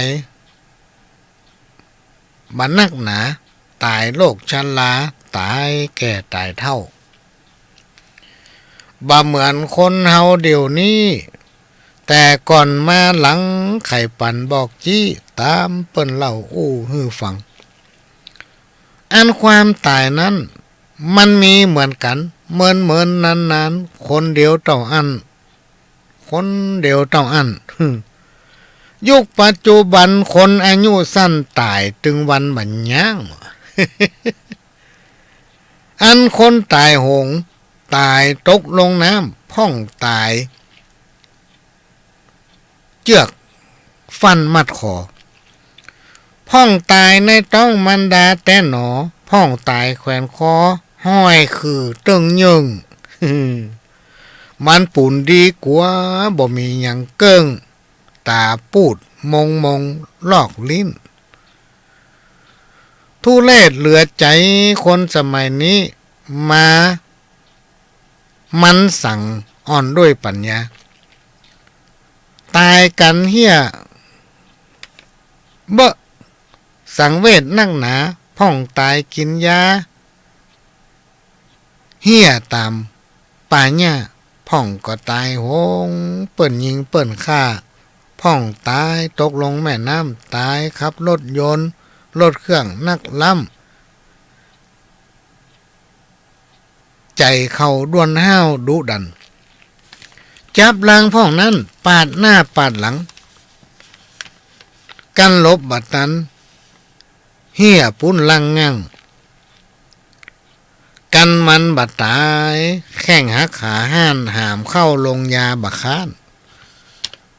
ตัดแข้งตัดขากายยาจำม่านพิการอยู่ห้องลงยาหมอช่วยเอาไว้ใส่ใจนักหนากันออกลงยาใจการบ่ได้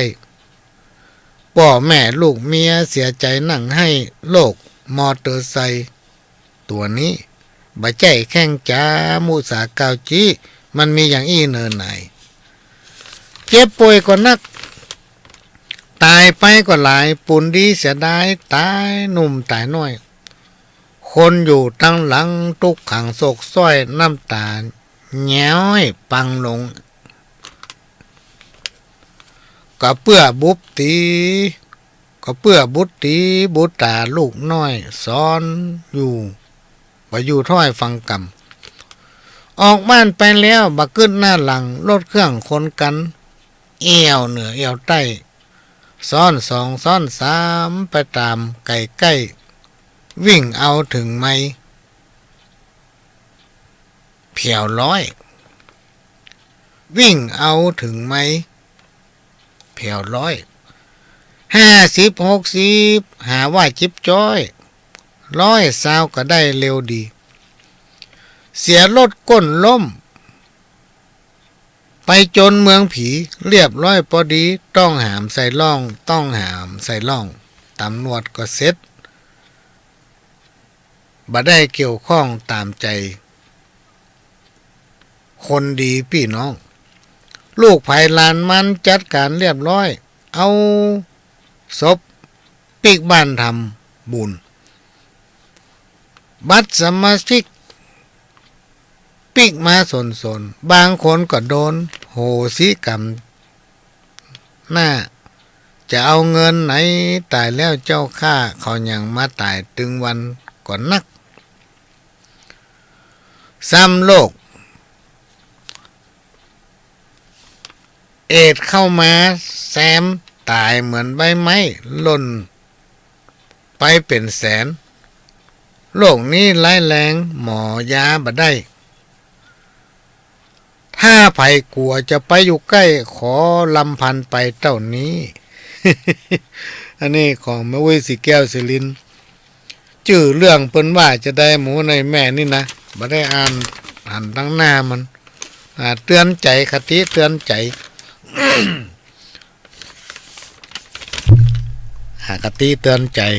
ของแม่อุ้ยสีแก้วสิลินอันนี้ขอฮื้อจ้อย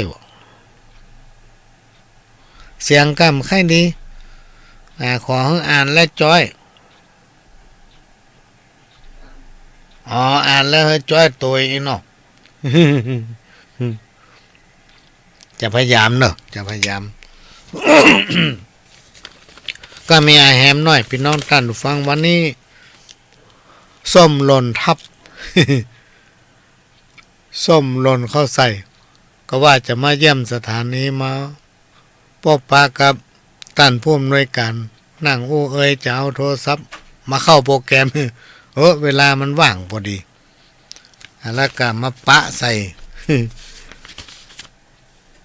ปีนานเกษตรพอดีผมมีภารกิจที่จะต้องไปหรอกขอพ่อหลวงเข้ารายการแทนหน่อย ก็เลยเป็นรายการพิเศษ3 ชั่วโมง บางคนก็มาถามไม่มาอย่างมาอู้บล่ำบเลย มันจะได้ว่าอู้ได้อู้ดี ก็นำเอาสิ่งที่เป็นประสบการณ์ของตัวเก่ามาอู้ฟังพี่น้องท่านผู้ฟังถ้าเขามีประสบการณ์ก็ย่อมอู้ไปได้และจะให้พ่อหลวงไปอู้อย่างอื่นพ่อหลวงก็อู้ไปจ้างมีหลายฝ่ายลงเข้ามาหาขอให้พ่อหลวงพูดเรื่องนั้นเรื่องนี้พูดเรื่องนั้นเป็นอย่างนั้นเรื่องนี้เป็นอย่างนี้ที่คุณมาอู้มาบอกนี่ผมอู้ไปจ้าง เพราะผมมาได้เงี้ยโนถ้าเขาไปได้เงี้ยเขาบอกอู้เดี๋ยวกลายเป็นอ้อมเป้าเฮาไปขายสวน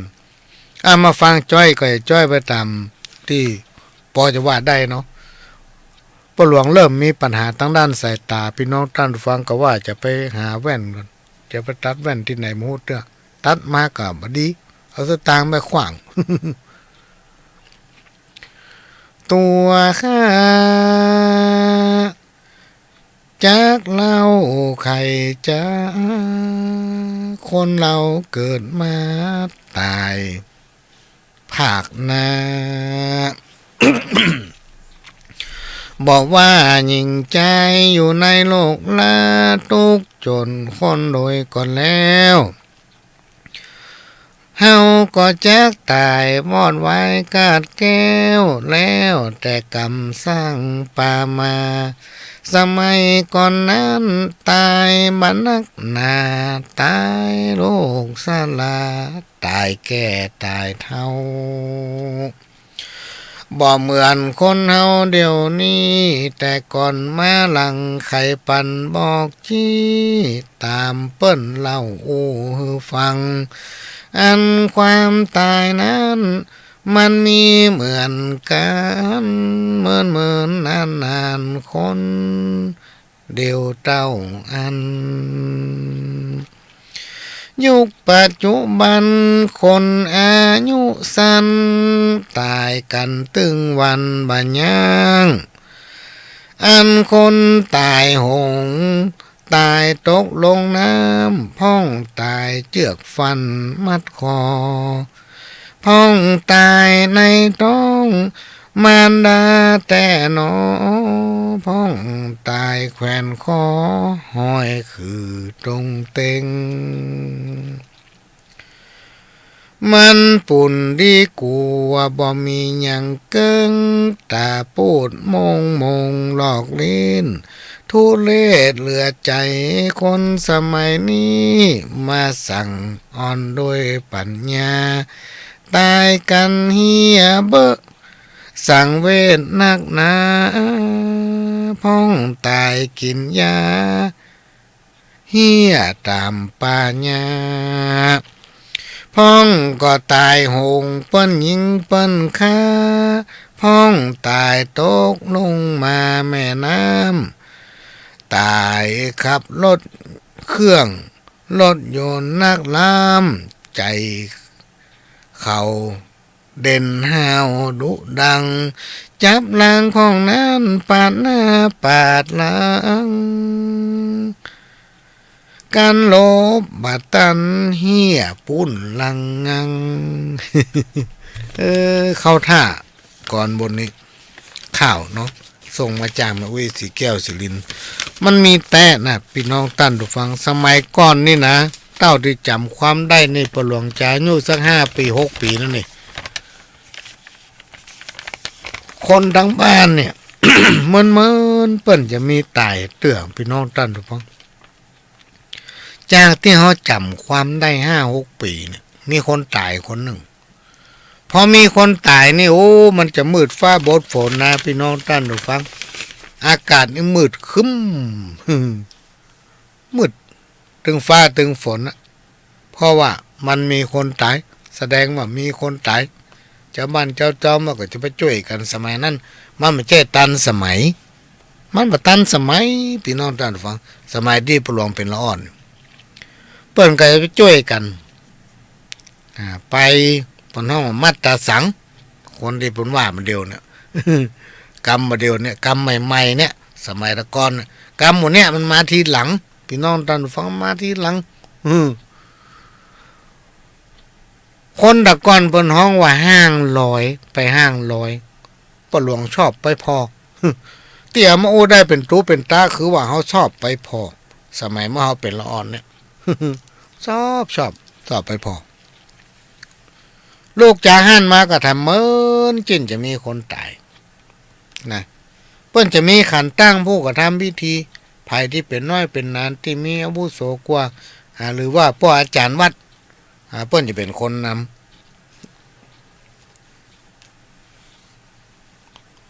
มีขันตั้งให้เพิ่นนะแล้วครูบาอาจารย์เพิ่นจะบอกว่าคนไหนที่เป็นคนคิดทำที่เป็นคนนำเปิ้นในการเผาผีจี้กระดูกหรือว่าทรงสการตานข้ามชื่อว่าได้กุศลนักพี่น้องท่านผู้ฟังได้กุศลนักได้บุญนักโดยบ่หวังอามิตสินจ้างเนี่ยที่เขาว่าเฮาบ่แป้คาถาตัวก็มานักว่าตัวก็มีบวชก็เคยบวชเป็นคนดิบมาลังตันเนี่ยไปเลยไปเนี่ยกับศพกับซากกับผีบัดนี้ตัวมาแป้มันนี่เข้าตัวท่ามันอย่างอันเนี่ยพี่น้องท่านผู้ฟังครูบาอาจารย์เพิ่นบอกหรอกว่าการทรงสการต้านข้าบการประชุมเพลิงการอนุเคราะห์ช่วยเหลือคนตายมันมีญาติอย่างเงี้ยได้บุญพอทำเราได้หวังเอาสิ่งนั่นสิ่งนี้เฮาบ่หวังเอาสิ่งตอบแทนจิตใจเฮามุ่งอธิษฐานว่าขอเป็นบุญกำจุนอุดหนุนตัวข้าและครอบครัวญาติพี่น้องบรรดาเพื่อนฝูงรวมไปถึงสรรพสิ่งทั้งหลายเพื่อประสบความสำเร็จในชีวิตแก้ไขปัญหาได้กูยังกูอันให้อันขาดจะได้มาใกล้มาไกลมีความรุ่งเรืองเจริญก้าวหน้านึกอย่างนี้ แต่ถ้าเอาไปทำเพื่อจะหวังได้เอานั่นได้อันนี้ จากการนั้นมันเหมือนเอาไปรับจ้างรางวัลนะกะรับจ้างรายวันยากการแล้วมาแรงบันเฮือเอาตามที่ตกลงกันไว้ก็ได้นะก็ได้กินได้ใจแต่ถ้าเอาจ่าบุญเขาตั้งใจจะทำบุญมันได้บุญพี่น้องท่านผู้ฟังโดยเฉพาะศพบ่มีญาติศพคนอนาถาอย่างไรมีปัญญาที่แม้กระทั่งว่าจะมียอดขินยอดทานเป็นยอดผ้าปังตระกูลเนี่ยยังมีหรือว่าจะจี้จะเผาก็มีเขาสามารถอนุเคราะห์เพื่อการช่วยเหลือได้บุญอย่างมากมายมหาศาลแต่ถ้าคิดไปทางลบว่าจะไปเอานั่นเอานี่จากเปิ้นนั่นแหละจะประสบข้อกรรมเขาจะสังเกตได้อย่างกำข้าวของแม่อุ้ยสีแก้วสิรินสบับตะกี้เนี่ยว่าสมัยตะก่อนนี้เปิ้นมันตายเตื้อคนมาเดินอย่างตายถึงวันตายวันไหนหมูกี่คน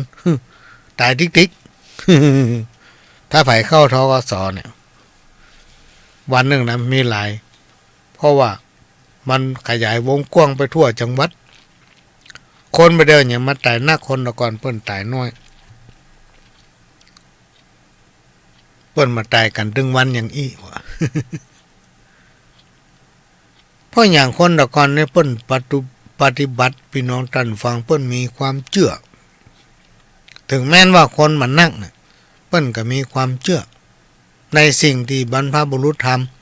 ำสิ่งไหนที่บดีเปิ้นก็มันเนี้ยสิ่งไหนที่มันว่าจะไปเนอะเปิ้นก็ไปละ คนมาได้ห้องประท้าห้ามเขาและสมัยก่อนโน้นพี่น้องท่านผู้ฟังเปิ้นเอาผีมาคุมคนมันก็เลยทำให้คนอยู่เย็นเป็นสุขเอาผีมาคุมคนอย่างใดคือเจ้นปู่ย่าตายายบรรพบุรุษของเฮานี่เปิ้นจะมีความเชื่อถือเกี่ยวกับผีปู่ย่าผีหอผีเฮือนนี่ถ้าไผทำบัดดีทำบัดถูกนะพี่น้องท่านผู้ฟังผีผู้ดำเนี่ยดำผีหอผีเฮือนนี่จะฮื้อโตดจะทำโตดเขาจะว่าบ่มีไผหันเด้อผีหอผีเฮือนเปิ้นหันเปิ้นฮู้ครูบาอาจารย์ยังเคยว่าเฮ้อปหลวงเลยทำไปเถอะคุณงามความดีนั่นคนบ่ฮู้คนมาหันผีฮู้ผีหันก็คือผีหอผีเฮือนที่เปิ้นเอาผีมาคุมคนคุมอย่างใดเวลาจะไปการไปงานไปทางเหนือทางใต้ไปเนี่ยอันยังบ่ว่าจะเป็นตั้งดีหรือตั้งบ่ดีพ่อแม่ปู่ย่าตายายจะแปลงกำเข้ากำน้ำไปบอกผีหอผีเฮือนบอกผีมันนึงให้เข้าหรอก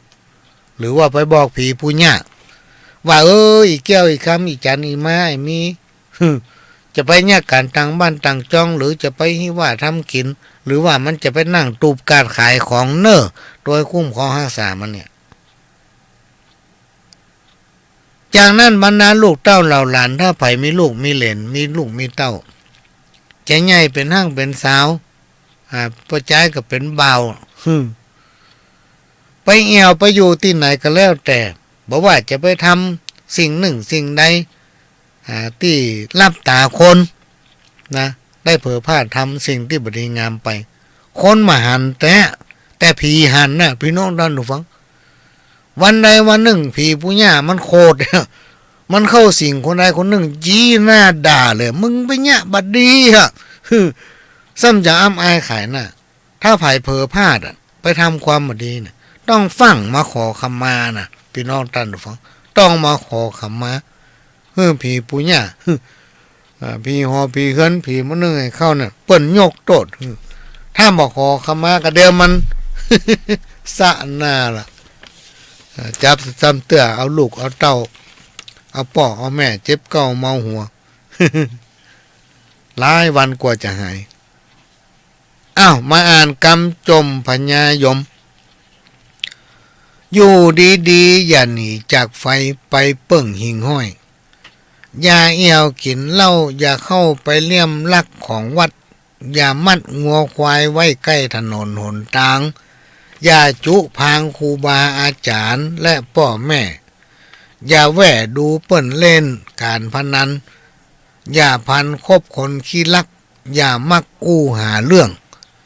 พิษข้องร้องเถียงกันจะไปเหลวไปผันจะไปเลี่ยมไปผันหาแม่เฮือนและสาวตี้ตัวป้อเปิ้นขางหรือแฟนเปิ้นขางถ้าเปิ้นจะหาบอย่าอวดดีเอาไม่การไปสอด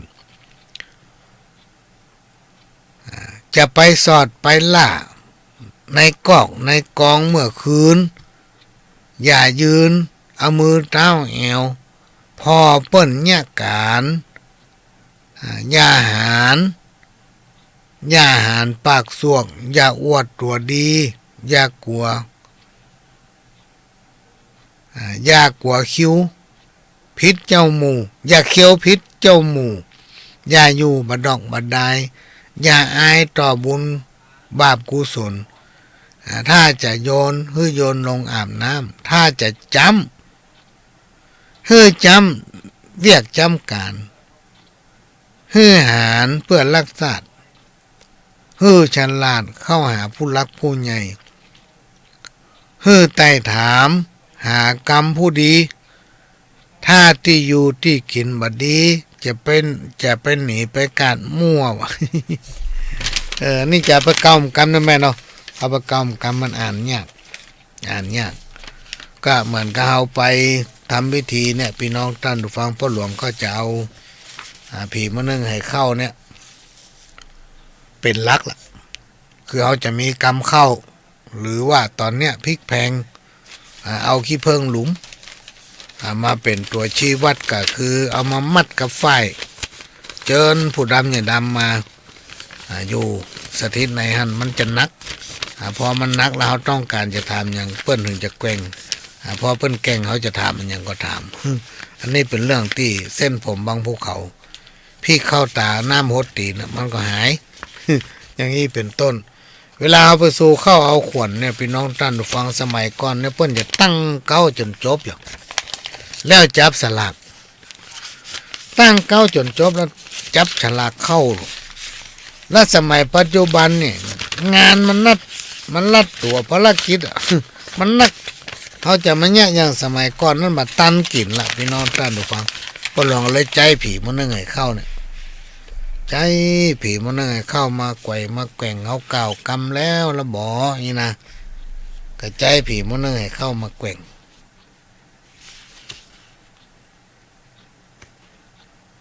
มาแกว่งมาถามว่าขวัญมาอยู่กับเนื้อกับตัวนี่มดก็ถ้ามันแบบมาเนี่ยมันไปตกไปคล้องไปข้างอยู่ที่ไหนนะแกว่งได้สักแป๊บหนึ่งเอาถึงจะรู้ว่าโอ้ขวัญมาแล้วโลก็ทำพิธีมัดมือคือเปิ่นเพราะโดยเวลามันจำกัดบางทีลูกเต้าเราหลานพญาการมากก็อิดก็หิวต้องมาเป็นพระกับพ่อกับแม่ทำหรือว่ามาเป็นพระกับคนในครอบครัว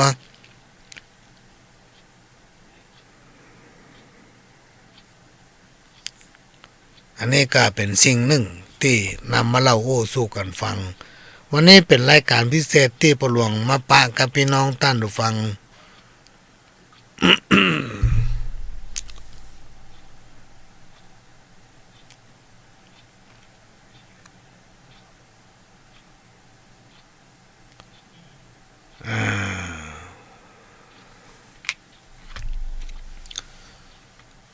053-226-058 หรือว่า053-810-406ท่านจะโทรมาก็ตอนที่พ่อหลวงอยู่ในรายการเนี่ยเนาะแต่ถ้าพ่อหลวงออกรายการไปแล้วก็ต้องโทรบางท่านเดือดร้อนโอ้โทรไปมันดึงมีไผฮับว่ะมันจะไปฮับจะได้เพราะว่าเพิ่นออกรายการเพิ่นก็ปิกบ้านละมันจะได้ปะกันเนาะแล้วก็ต้านพุ่มด้วยปานเพิ่นก็อยู่ตั้งนอกคุมเสียงอยู่ตั้งนอกโทรศัพท์ที่ว่าเนี่ยมันอยู่ในห้องอันนี้ก็ขอแจ้งพี่น้องท่านผู้ฟังได้ถ้าภายที่สนทนา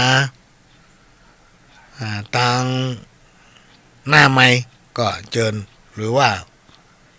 ก็เดี๋ยวถ้าผู้หลวงไปภารกิจที่กรุงเทพท่านก็สามารถติดต่อได้โทรได้ทางโทรศัพท์ก็ถ้ามีภารกิจที่สามารถจัดรายการได้ก็จะใจโทรศัพท์หลายจากกรุงเทพพวกปิกมา เหลือเวลาน้อยเดียวพี่น้องท่านผู้ฟังก็จะเอากำจ้อยของมาวิสิแก้วสิรินมาจ้อยให้ฟังสักน้อยตามคำขอบุญญาปาละพระปอปิตามีเต้าได้จากไข่บอกฮือกุลปอ21กุลแม่12ปีตามาดอนเป็นพระผู้สร้างทะเลคุณเขาจักเอามา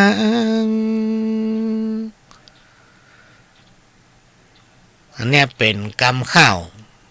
พระคุณของป่อต่อจากอันตะกี้เนี่ยพี่น้องท่านฟังของแม่อุ้ยสิแก้วสิรินกำเดียวพ่อหลวงจะปิกไปรวบรวม ล่ามาเป็นบทเดียวเนาะเอามาเป็นบทเดียวแล้วก็จะมาจ้อยพี่น้องท่านผู้ฟังได้ฟังกัน